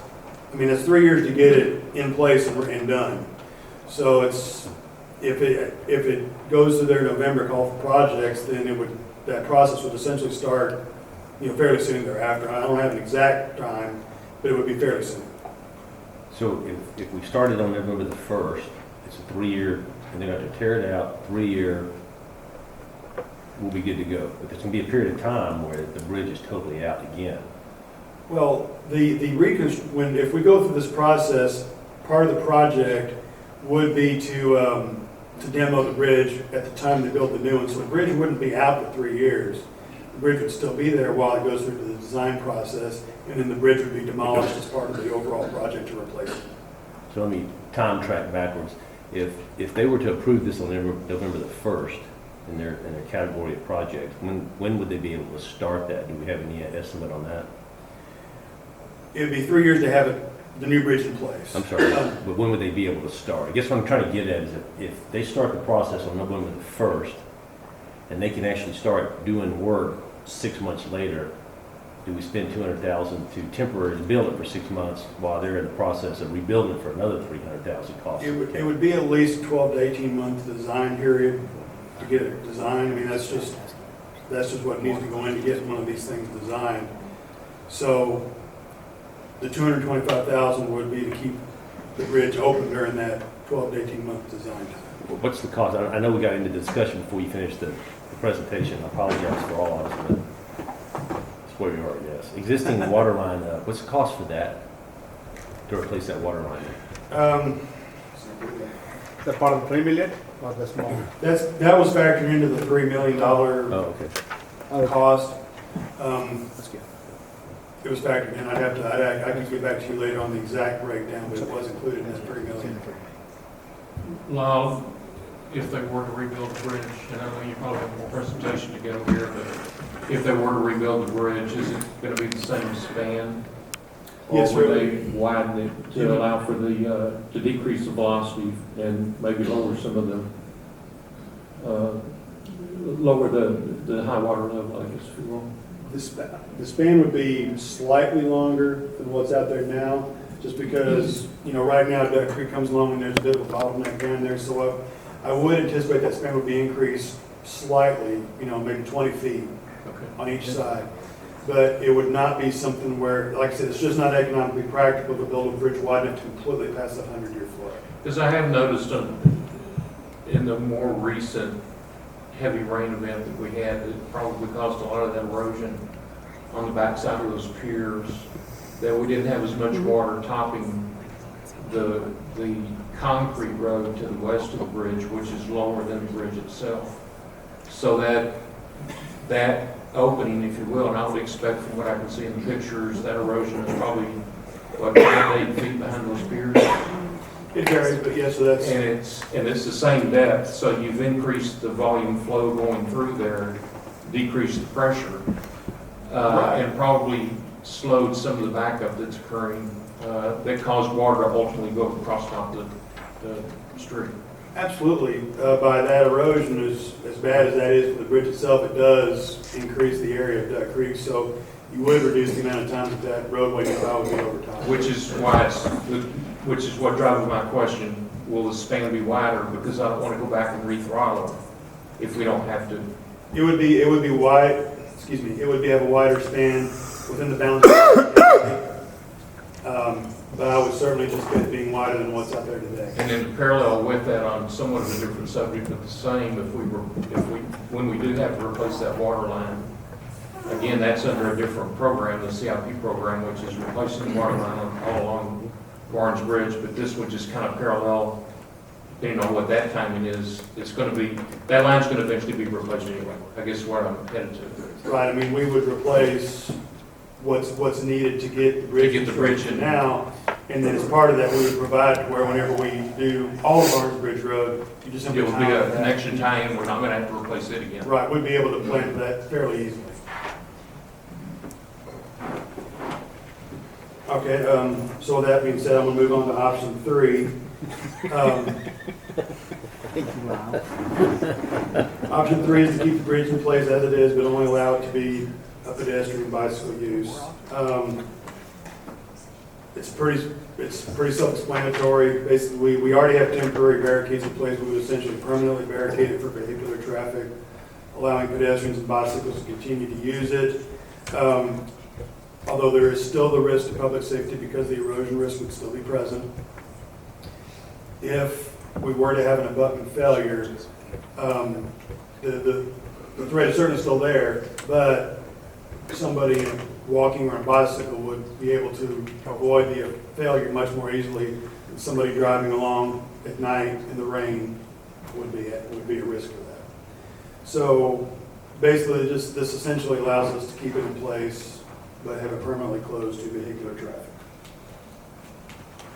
And of course, the cost for that would be fairly minimal, basically just permanent barricades and making some better turnarounds at the end of the road on each side. And then of course, the final option is to simply remove the bridge and not replace it. We would have to determine a cost, but it would be certainly more minimal than the other option 1 and option 2. We would have to relocate the water lines as part of that, because obviously it's on the bridge now, so it would have to be relocated. But we would not have to worry about any kind of tank stabilization measures. The biggest issue with this is the inconvenience to the public. There would not be any, obviously you would have to permanently detour around to either Barnes, to either Town East or into Garland to get from one side to the other. This does present some risk for emergency response. I don't know exactly what the response time would be, but there would have to be some kind of alteration to the response if emergency access was needed down there. Well, that's there whether you just do a wholesale rebuild of the bridge or if we wait on TxDOT funds.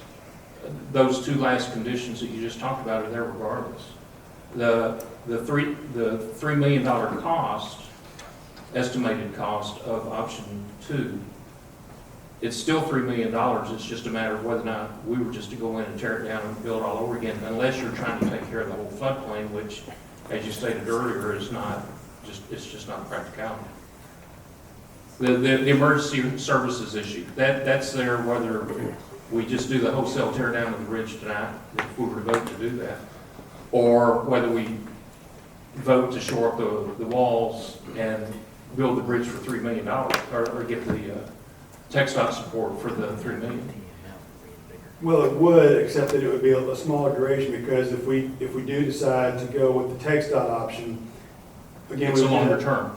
That's a longer term, but as part of that option, the anticipation is that we would do that $225,000 temporary armoring project, which would still take a couple of weeks, But once that temporary armoring is done, then we could reopen the bridge to vehicular. Oh, that's right, okay, yeah.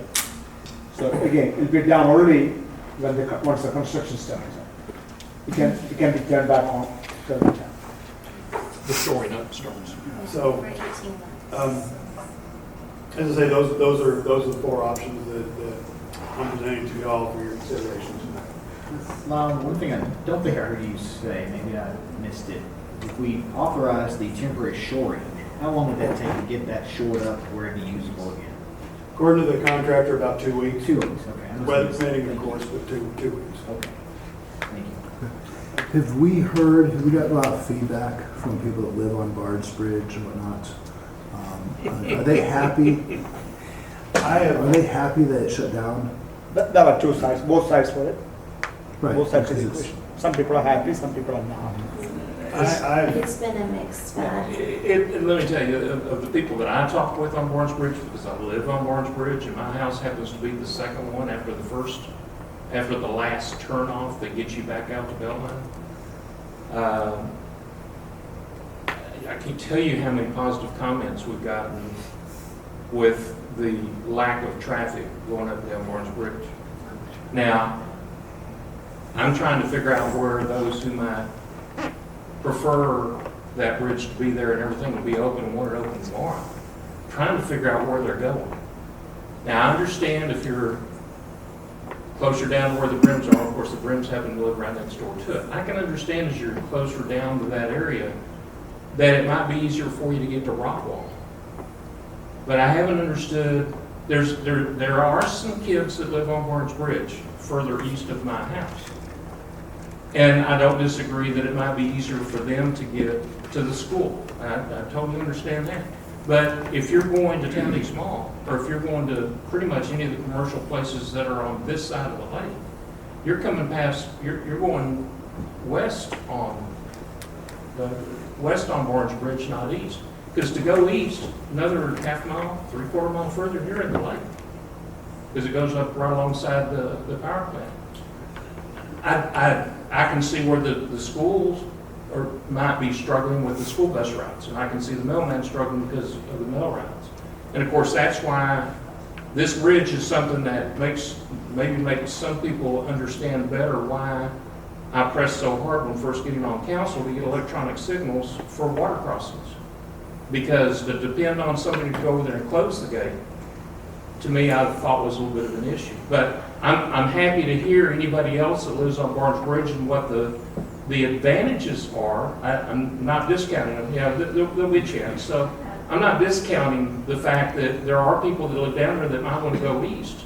But for the most part, the people at my end of the road that I talk with, and it's quite a few of them, are going like, man, this is nice.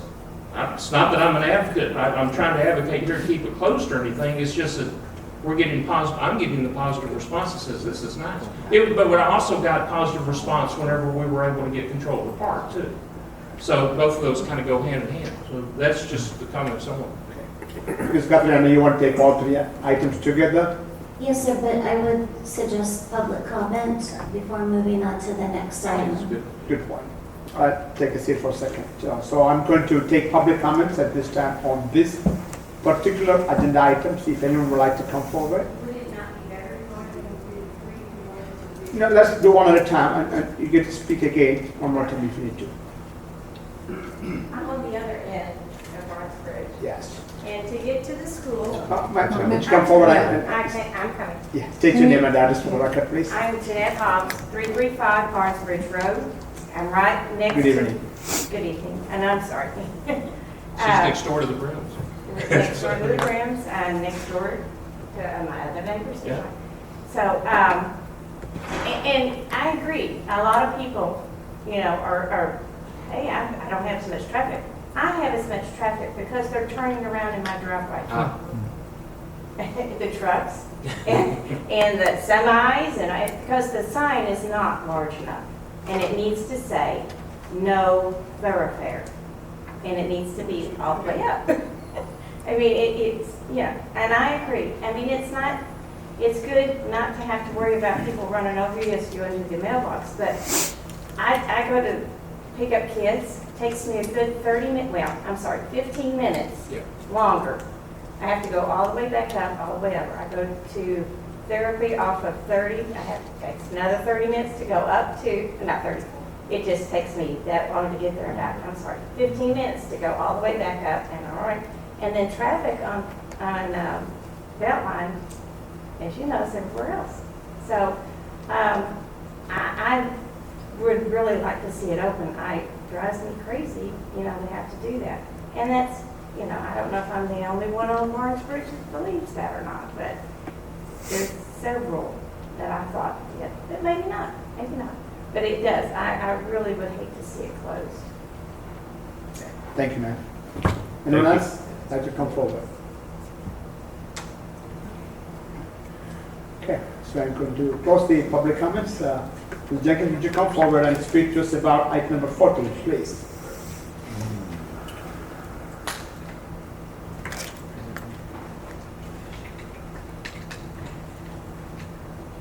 All right, again, moving on to the next item. This is flooding history and possible solutions addressing two residential properties along Trip, specifically 343, 345 East Trip Road.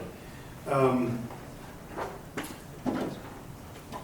just want to start off with an overview of kind of the history from a flooding standpoint of these properties, what the current situation is, and then again, we have some alternatives I'd like to present to y'all for your consideration tonight. Starting with the history, according to the research that I've been able to conduct, both of these homes were built approximately 1975.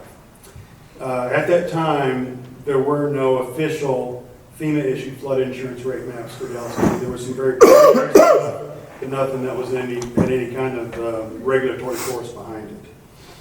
The first FEMA maps for this particular area of Dallas County were issued in February of 1980. At the time when those maps were issued, those homes were already shown to be in floodway of Long Creek at that time. At that time, there was a little bit of upstream development in place, but most of that area that currently drains to those properties was essentially undeveloped, just natural ground. Of course, they did their mapping based on the best available topographic information at the time. In 1980, they did not have anywhere near the amount of detailed information that we have available to us now. There have been several reported instances of flooding, which I'll talk about here in a moment. They do correspond to times when the county has experienced extremely high rainfall events. This slide, and I know that's kind of a busy slide, and I apologize. That is from the DCAT website. It has the current mapping of Long Creek with the floodway mapped on top of it. As you can see, the homes here are mapped to be completely within the 100-year floodplain and partly within the floodway of Long Creek. The floodway is that kind of reddish hatched area that's basically right there in the middle, and then that lighter blue area is the 100-year floodplain. And that does match the current effective FEMA maps, which were issued in 2014 for this area.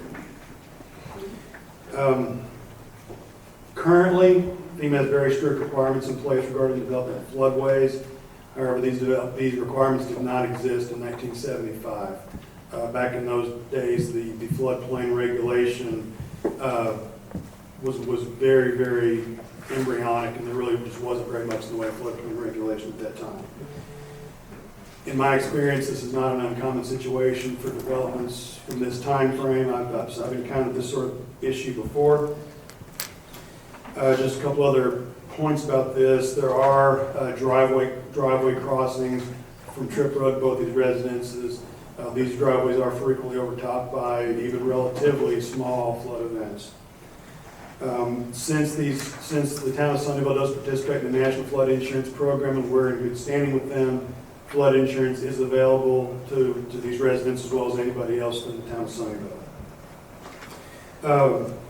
And I have seen the elevation certificate for 343 East Trip, which was issued in 2001, and it does confirm in 2001 the home was known to be in a 100-year floodplain at that time. Floodplain or flood? flood, well, the elevation certificate does not speak to the floodway. The elevation certificate only covers the 100-year floodplain. Then this next slide, again, this is just for a little bit of a historical perspective. This is the map from February of 1980. Obviously, as you can see, it's not as detailed as what we have available today, but superimposing the boundaries of those lots on there, as you can see, the floodplain is very, very similar now, very, very similar then to what it is today. And again, in terms of floodplain regulation, there just wasn't much out there at that time. Going on the information and what I've seen and what I've had reported to me, going back and looking at records from previous staff, the town received reports of floodwaters in or near this home in February 2018, September 2018, October of 2018. Also having had conversations with previous town staff, I've gotten anecdotal evidence of previous flooding in this home going all the way back to the 1980s and 1990s. Unfortunately, I don't have any specific dates, but the anecdotal evidence is there that there was previous flooding back at that time. Moving on to the next slide, again, as you'll recall, I said February, September, October were times when we had water reported in or near this home. You can see the rainfall totals for the month in Dallas County for the same months. Again, just going by the National Weather Service data, those are 3 of the 4 wettest months for the county over the past 30 years. The only exception is May of 2015, where, as I said, that was more of a one-shot, more concentrated flood that actually hit the Duck Creek drainage basin, which would not have had a significant impact on this particular property. And then, again, just a little bit of historical perspective, if you go back beyond 2015, I picked 11 inches as a base, just based on these 3 particular events. And as you can see, there's only a handful of months going all the way back over a century where Dallas County has received rainfall exceeding 11 inches. And then we get 3 times in the same 12-month period. So where I'm going with all this is, here recently, we've received an extremely unusual amount of rain, and therefore we're getting extremely unusual amounts of flooding. What all this boils down to is, because the soils in this area, as I know everyone's aware, it's pretty much all clay soil. Clay soil can only absorb so much moisture. Once it gets in there, it takes a long time to dry. Once that soil is saturated, it can't absorb any more water. And when you have that situation occur, doesn't matter what the level of development is upstream, it all runs off. Stormwater detention basins are in place for some of the residential areas upstream. Detention basins are just not designed to handle these types of extremely high rains. The detention basins are designed to handle when you get 8 or 9 inches of rain in an hour, not when you get 11 inches of rain over a month. It's less intense, but it just keeps coming and coming and coming and coming. And what it boils down to is there's just more water in Long Creek than the creek can handle in its banks. Just a few other things that have been discussed over time in relation to this area that can possibly have an impact here. The culvert under Trip Road, the current existing culvert located downstream of these properties, it is undersized for a 100-year storm. As y'all will recall, when the town contracted Freeze & Nichols to do the stormwater study for all of Long Creek, they did identify this as being a substandard structure in that regard. Now, when we were having these events in these high rainy months last autumn, we went out there and observed it. Never saw the culvert. I mean, yes, it's almost full. It's not totally full. To me, that is saying that in these times, Trip Road culvert was not acting as backup here. It was passing the rain that it was getting at that time. And as I say, because Freeze & Nichols did identify this as being substandard for reasons unrelated to this flooding, it is on the CIP committee's list and rankings to go ahead and replace that culvert anyway. So at some point that project would move forward. As I mentioned before, there are driveway culvert crossings going to both of these homes. As far as I can determine, those culverts and driveways were built at the same time the homes were built, which is, say, 1975. That means they were 40 years old. They are severely undersized for water. Again, independent of any type of development, they're just not sized to handle large events. It appears to me that they were designed to be overtopped. But again, they're 40 years old, so time has taken its toll on these culverts, and really and truly, in my opinion, they need to be replaced. Because these are private driveways, in the absence of any other project, they would be private property owner maintenance responsibility.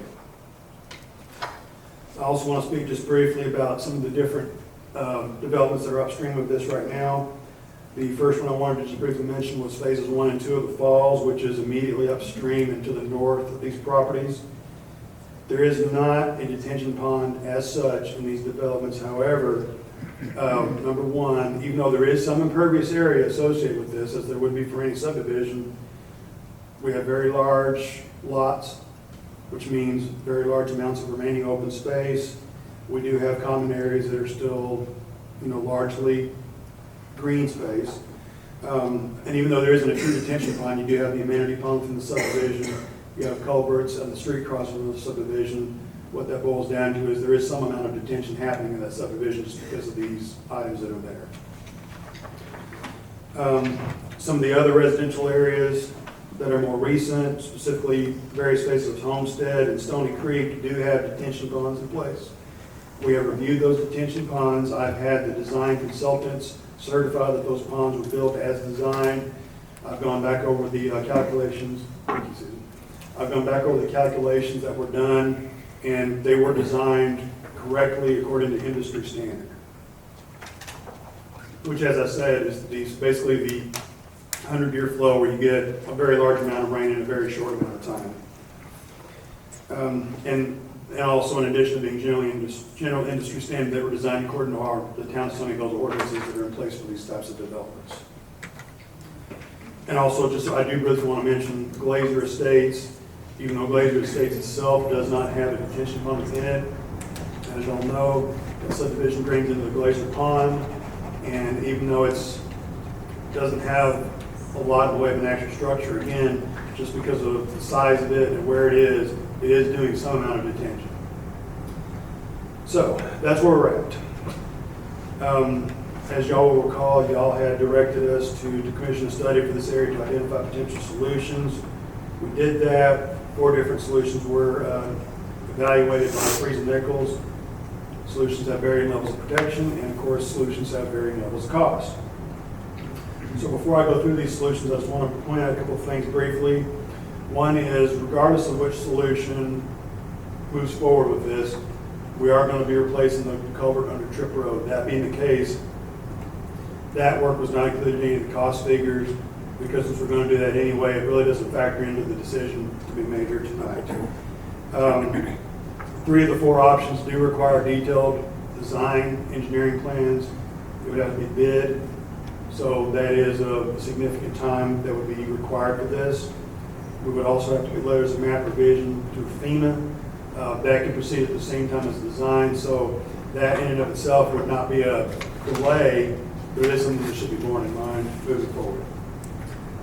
And then also, I just want to briefly mention there is another home downstream of 343 East Strip, which is 345. That home is not in the 100-year floodplain, so we didn't really look at it in detail since the threat level to it is not as high as the other 2. That having been said, if one of these options was selected, you could expect some amount of flood reduction on that property anyway. So, alternative 1. This alternative basically is just upstream detention storage. We anticipate 2 features. One is, as you'll know, the existing Glazer tract that's owned by the town has that large pond on it. We would take that pond and enlarge it to provide additional storage. We would also have to construct a new, smaller detention pond within the existing Stony Creek subdivision. Where it's drawn there, we don't have lot lines shown for Stony Creek, but that's within their HOA common area. We would have to get Stony Creek to buy in and agree to that work, since it is private property. The amount of storage that is identified that we could get out of this is roughly 3.5 million cubic feet. So it's a very large increase in detention. This particular alternative only is the construction of these ponds. This does not include any kind of creek widening work of the downstream properties. I'll get to that option here shortly. This is just strictly the ponds and that's it. One concern, of course, is that the town has been exploring options for, development on the glacier track, the horse facilities and all that. I've looked at the preliminary plans that we've received for that development. This pond enlargement would still allow that to go forward, so it would not be a case, we would not have to pick and choose. We actually could enlarge the pond and still allow plenty of room for redeveloping that track. And in terms of enlarging it, this is about the most bang we're going to be able to get out there, just looking at the engineering, looking at the hydraulics. Anything beyond this, there's just not going to be any benefit to doing that. The results of doing that, what it basically boils down to is, right now, these homes are only safe from a 2-year flood. This would increase their protection from a 2-year flood to a 10-year flood. So they would both still be within the 100-year floodplain. The cost, according to Freeze and Nichols, and with some things that I've added in, and again, I'll talk to that here in a moment, boils down to the cost of that's approximately $5.7 million. And as you can see, the benefit cost ratio is only 0.18. So it's a very low benefit to cost ratio. So that's alternative 1. Moving on to alternative 2. Alternative 2 would be everything that I just told you about on alternative 1, plus we would do widening work in the creek across all 3 of these properties, 343, 345, and 347 East Strip, all the way down to the existing culvert. The section that was identified by the consultant as being wide enough to get a benefit, you would basically take the existing creek, you would widen it out, the bottom would be 30 feet wide, we would come back up at 3-to-1 side slopes. So the top, because the creek depth varies as you go through there, so the top of it is going to vary, but in a section where the creek is 5 feet deep, the top would be 60 feet wide. We would try to do as much of that widening toward Troop Road as we can. That may not be feasible in all areas, but especially on 345 East Strip, just because of the nature of the ground up there. There's a lot of trees that would have to be removed, and we would have to replace those driveway culverts that I mentioned. I mean, if you don't, you have to replace the driveway culverts with a bridge or some other type of structure in order to get the benefit. There's also a sanitary sewer line owned by the town that runs through that creek bottom. That sanitary sewer line, because the creek is being lowered, would have to be relocated as part of this project. And that was factored into the cost figures that I'm going over with y'all. The results of alternative 2 would be a greater increase in protection. According to Freeze and Nichols, this work would remove both of these homes from the 100-year floodplain. The cost of the town is $7.8 million, approximately. As I say, that does include the sewer relocation. There are other utilities along Trip Road. I can't say for sure what all else might need to be relocated because of the very preliminary nature of this study so far. It would be my expectation that there would have to be some additional utility relocations done, but the main one would be the sanitary sewer. The benefit cost ratio to this alternative, because the homes are being removed, would be slightly higher, it'd be 0.31. And as I say in the slide, this is the best we could possibly do. I mean, any further widening, any further pond, there's just no additional benefit. This is the maximum from an engineering and hydraulic standpoint. This is the maximum that can be done. Moving on to alternative 3. Alternative 3 is a simple buyout of these 2 homes at 343 and 345 East Trip. Per FEMA regulations for buyouts, those homes would have to be removed. The lots would essentially be permanent open space that would be owned by the town. Because of the high amount of floodplain that's on these lots, in my opinion, they're really not feasible for any additional work. I mean, even if we tried to make it a park, you'd have to provide some sort of access across it. And we have our town center park right there nearby. It just doesn't seem practical to do that. So essentially lots would remain vacant for permanently. There would be, I don't know exactly what the cost would be, but there would be a loss to the town to tax revenue for that. The figures that I quoted in here of $876,000 was, it's based on the DCAT valuation of the homes. That's strictly where it came from. That was calculated by Freeze and Nichols, and I didn't see any reason to vary from that at this time. This has the highest benefit to cost ratio of all the different alternatives. This is the only one that has a benefit cost ratio greater than 1. And then finally, alternative 4, this is, we don't do any of the pond construction, we don't do anything on the glacier track, we don't do anything in the Stony Creek, we just strictly do the creek widening only. And again, the dimensions of the creek would be the same as what I went over with y'all on alternative 2. That does provide increased levels of flood protection on those homes. According to the information we have available, the home at 343 would be just barely removed from the 100-year flood elevation. Excuse me, the 100-year floodplain. The home at 345 East Strip would not be removed from the floodplain, but they would have their protection increased from a 2-year flood to a 25-year flood. The cost of the town to this particular alternative would be approximately $2 million. That does include the sanitary sewer relocations. And pardon me, I misspoke earlier. This also has a benefit cost ratio greater than 1, but it is not as high as the buyout alternative 3. And then just to wrap this up, I did just add a few other additional things. As I say, the sewer cost, Freeze and Nichols did have some minimal numbers in there. I reviewed that. I did not feel that cost was high enough, so I added some additional. Try to be conservative. I'd rather find out later that I overestimated and underestimated by $1 million or something. This work does not constitute any liability in the town's part for current or historical flooding. There is precedent for these types of projects from a legal standpoint, and I've been involved in projects like that in other municipalities. All the figures I've quoted basically anticipates that the town would bear 100% of this cost. There are cost-sharing programs available through the Corps, through the Texas Water Development Board, and while we certainly could apply for those, these programs are extremely competitive and they require very favorable benefit to cost ratios. So even though, as I say, we would certainly explore those options, I can't hold out any optimism that we would actually get approved for these types of projects. And then just to kind of reiterate, this is a case of very, very high rainfall levels in the last couple of years, generating very, very high amounts of flooding. So that's really all I have for your presentation at this time. So that having said, that I want to say it's a lot of work you've done. You worked with many people, council, and some of the impacted parties. I appreciate all the work you've done.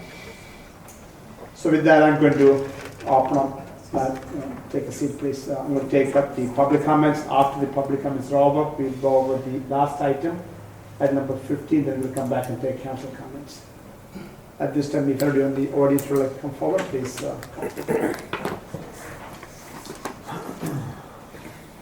Good evening, sir. Good evening, Drew Cameron, 343 Easter Road, one of the two affected houses. Gentlemen, it's good to see you all again. I really appreciate you looking into this and doing a survey and hopefully taking some action to help our situation. So first of all, thank you. I've documented numerous times my position in this, and Lyle and I can talk back and forth. We've had that discussion. I think we just agreed to disagree on a few things. So rather than just keep repeating myself, I'll just highlight a couple of points. The culvert Church Road, first of all, I do hope you proceed with that in the SIP project because that momentarily overflows. You have to be right there when it happens. When you guys come along and look at it, the minute you let it go down, it is okay. I don't think you've ever been out there when natural flooding's happening because of the backup. So that's one agreement we just have. Secondly, the increased runoff from the new development upstream has dramatically affected our property. Lyle has mentioned several times that the correlation from the high rainfall months to the flood, but then separately from that, the new Freeze and Nichols report now shows that we are at risk for a 2-year flood. That was never the case when we moved in. Yes, we're in an under-year floodplain, but if you heard what he said, we're in a 2-year flood risk right now. Not related just to high water and the remarkable years. That's the kind of statistic from the Freeze Nichols report. Lastly, just so I like to make decisions with all the facts in front of me. The numbers for the buyout option, obviously we're missing some pretty important numbers. Demolition cost, the loss of tax revenue indefinitely is an annuity to the town. So I think you should get real numbers there before you make any decisions on that. Definitely on the table to consider. And we would love to work with you all. We'd love to get some solution that can help Sunnyvale and help our properties. So thank you for listening to this, and thank you. Thank you, Mr. Campbell.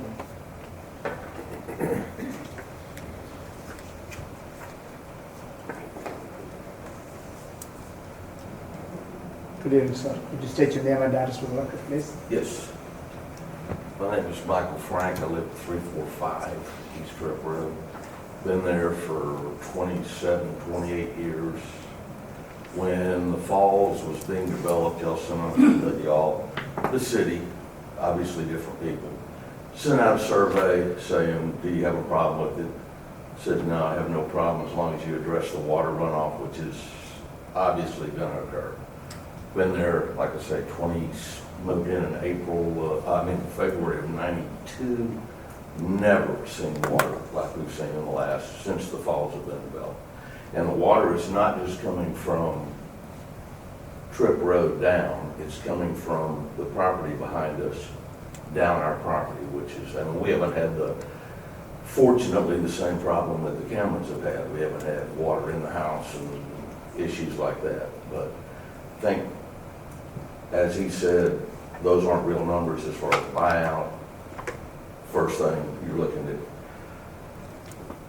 I don't like lawyers, but you're looking at lawyers getting involved in other things. I think that the best thing that we should do right now is get that culvert, which he said we were going to do anyway. Let's see where we go with that.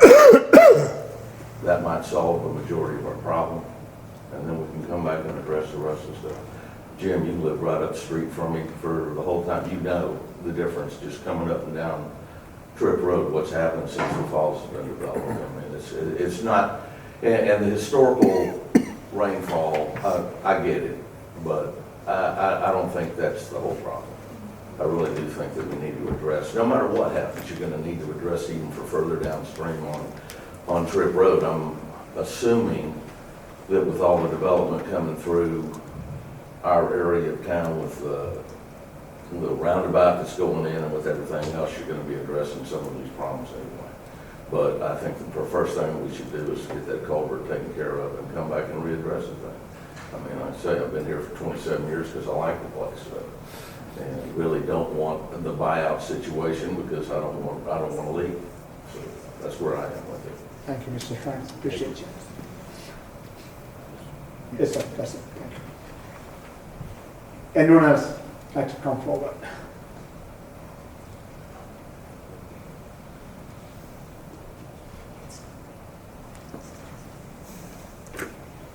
Okay, no one else is coming forward, so I'm going to close the public comments on this agenda item.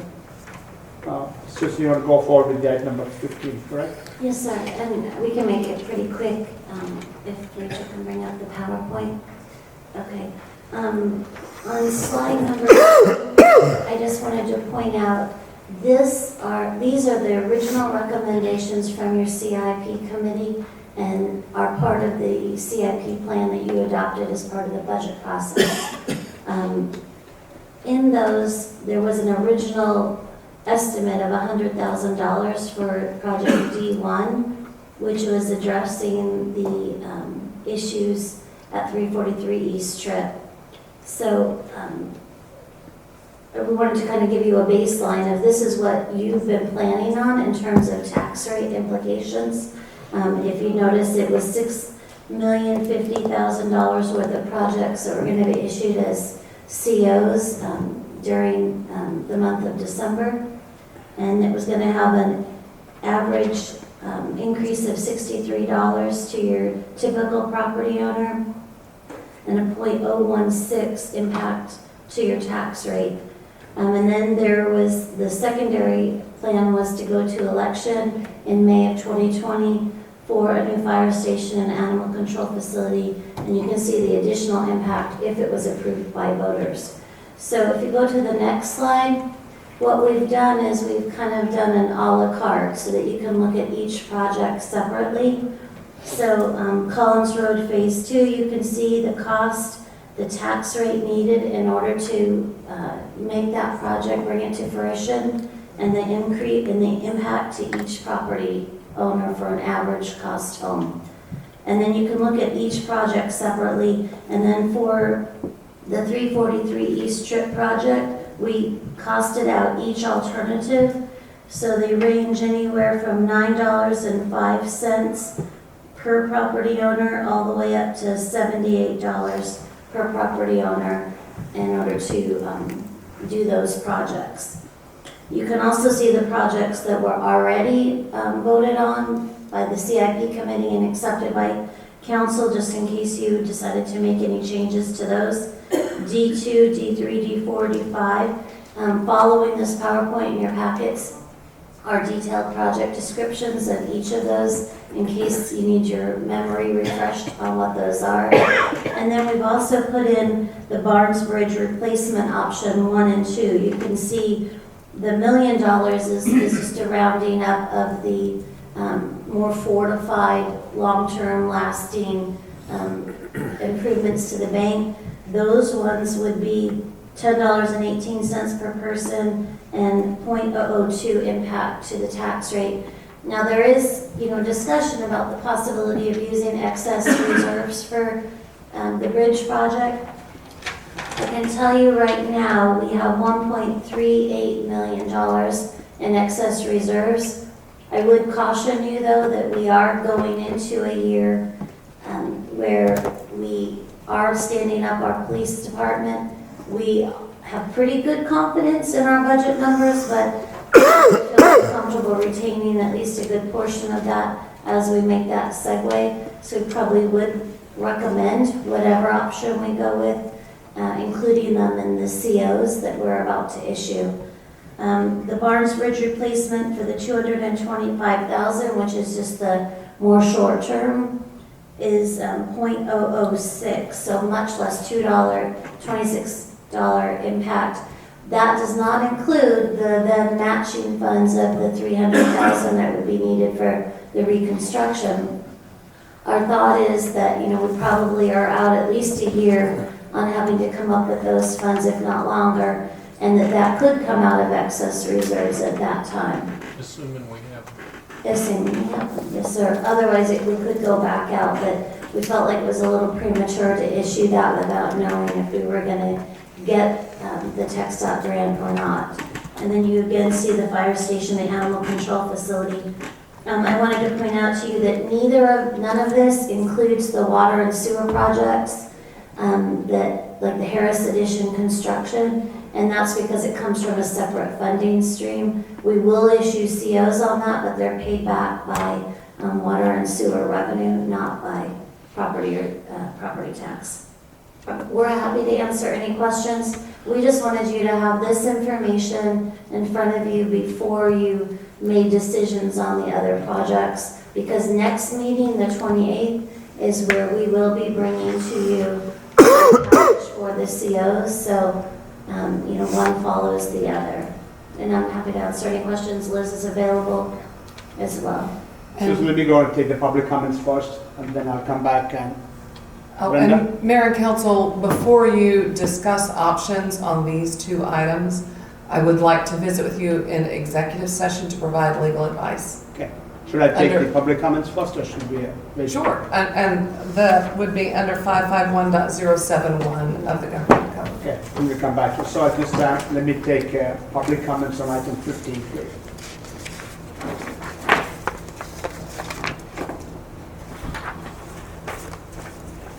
Good evening. Didn't fill out a card. We'll get you after. Andrew Arthur, 392 Redstone. Good evening, Andrew. How are you? Good. I was just going to address I was on the CIP committee, and when we looked at the upstream improvements, $1,000, it seemed like a small chunk of change, but now it's just getting more and more. It seems like we're throwing good money after bad, and we spent $3 million to replace a bridge. I mean, I don't know what the two families spend for flood insurance and repairs during a flood time. That's not where a house should be. I hate to be blunt, but I don't feel like we should be GoFundMe account to fund their for fixing the issue.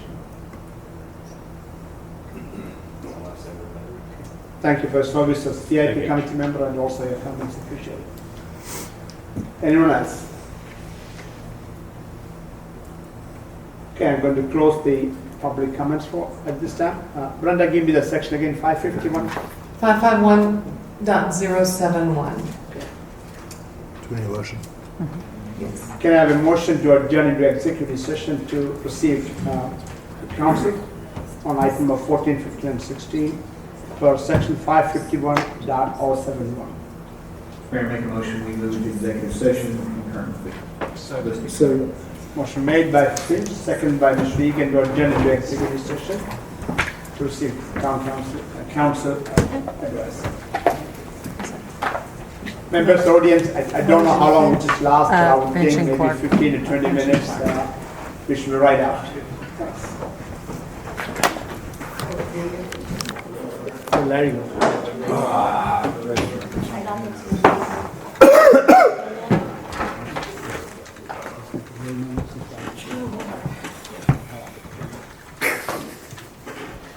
Thank you, Sandy, for sharing. Rude. I started to chuck it at you during the meeting. That'd be inappropriate. So I just Okay. Now time is 9:57. You don't need a motion for that, right? You can just reconvene to the regular session, right? Okay, we will Right. reconvene to the regular session at this time. Council, we'll go back to item number 12 and start council discussions on, 13, and council discussion on the repair and or reconstruction of the Barnesville Road crossing and Duck Creek. Then we'll come to 14 and we'll discuss 15 after. So let's go through 13 and make some decisions. Council, comments, please. Mayor, on Barnes Bridge, it looks to me like, well, I think we should always take the cheapest way out that we can on this. It's taxpayers' money. Most effective and efficient. You mean. Exactly. Yes. Yeah. Cheapest, you don't do anything, but that's not an option. That's an option. If this council wants to put a temporary stop in there for $200,000 while we wait on the funds for the text dot to build it, total cost of the town looks like it's about $500,000. I don't drive the road. I don't have a vested interest in it. I go down Barnes Bridge for sightseeing. But if the town wants that and we need to do it, then that seems to be the cheapest way to go. Yes, Mr. Finch. tend to agree. Option two, I think we have to look at a little longer term and what's our goal for the town, not short term. I think from a public safety standpoint, I think from a residential service standpoint, as traffic increases, this road does take some traffic off of Town East and other thoroughfares. I think we need to have a little longer term view of this. I like spending the $225,000, applying for the TxDOT grant, seeing where that takes us. I think that's from my perspective, the wisest solution we can take right now. Additional comments from the council?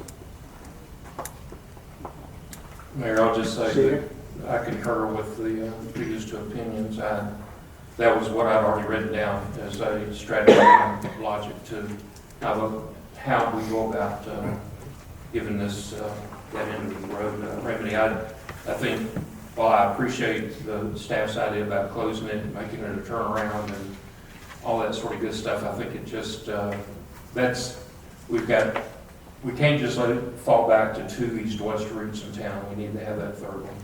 And as much as I would love for people to get more accustomed to using Guthrie than using Barnes Bridge, it doesn't seem to be that it's going to work. So I concur with the previous two. I think Ms. Guthrie is what we need. Mayor, I do have one question. When we do this project, to go back to the flooding that takes place downstream of Barnes Bridge, can we incorporate into that project? I don't know, can we incorporate the TxDOT pay help or whatever electronic flooding warning system that We already spent it. We already did it. It's already on. We already spent the money for that. Like I said, I don't drive down Barnes Bridge. We have the system. Okay. Are there any other discussions or comments on item number 13? Okay, if not, I am going to call for a motion with respect to item number 13. Mayor, make a motion in respect to item 13 that we adopt option number 2 as in the presentation to do the temporary fix and estimated cost of $225,000, apply for the tech stock account for the additional funds. Okay, motion made by Mr. Finch to pursue option number 2 for agenda item 13. Is there a second? Mayor. Second by Mr. Egan. Everyone heard the motion? Are there additional discussions? All in favor signify. All opposed? Motion passed 6-0. Mr. Freeman is absent. Moving on to council discussions on item number 14. Council, please.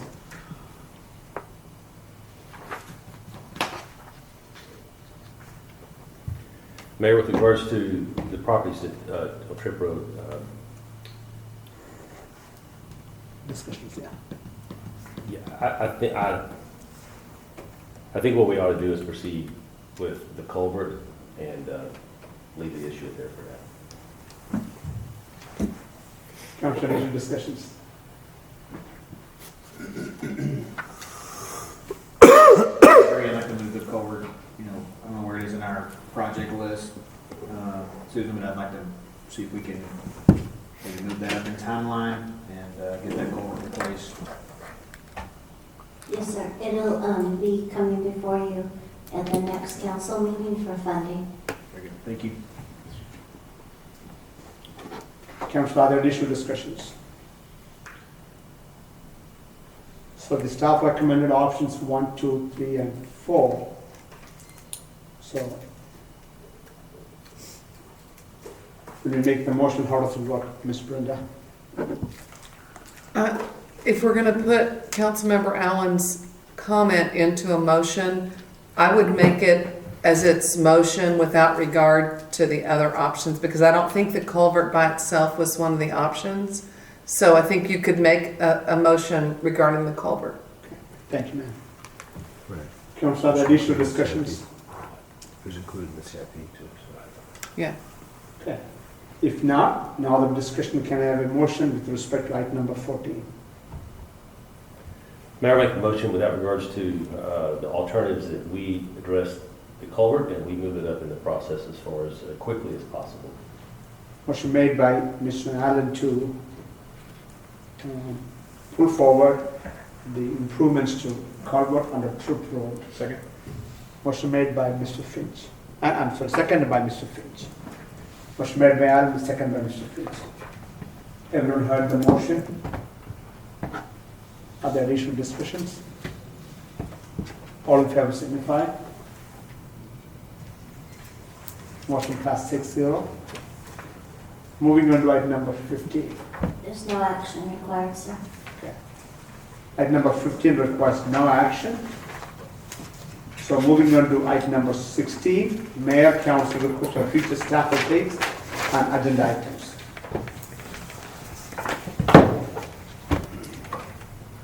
Okay, no action, no recommended agenda items.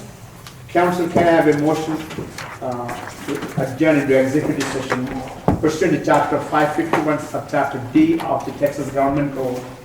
We have multiple items on the agenda.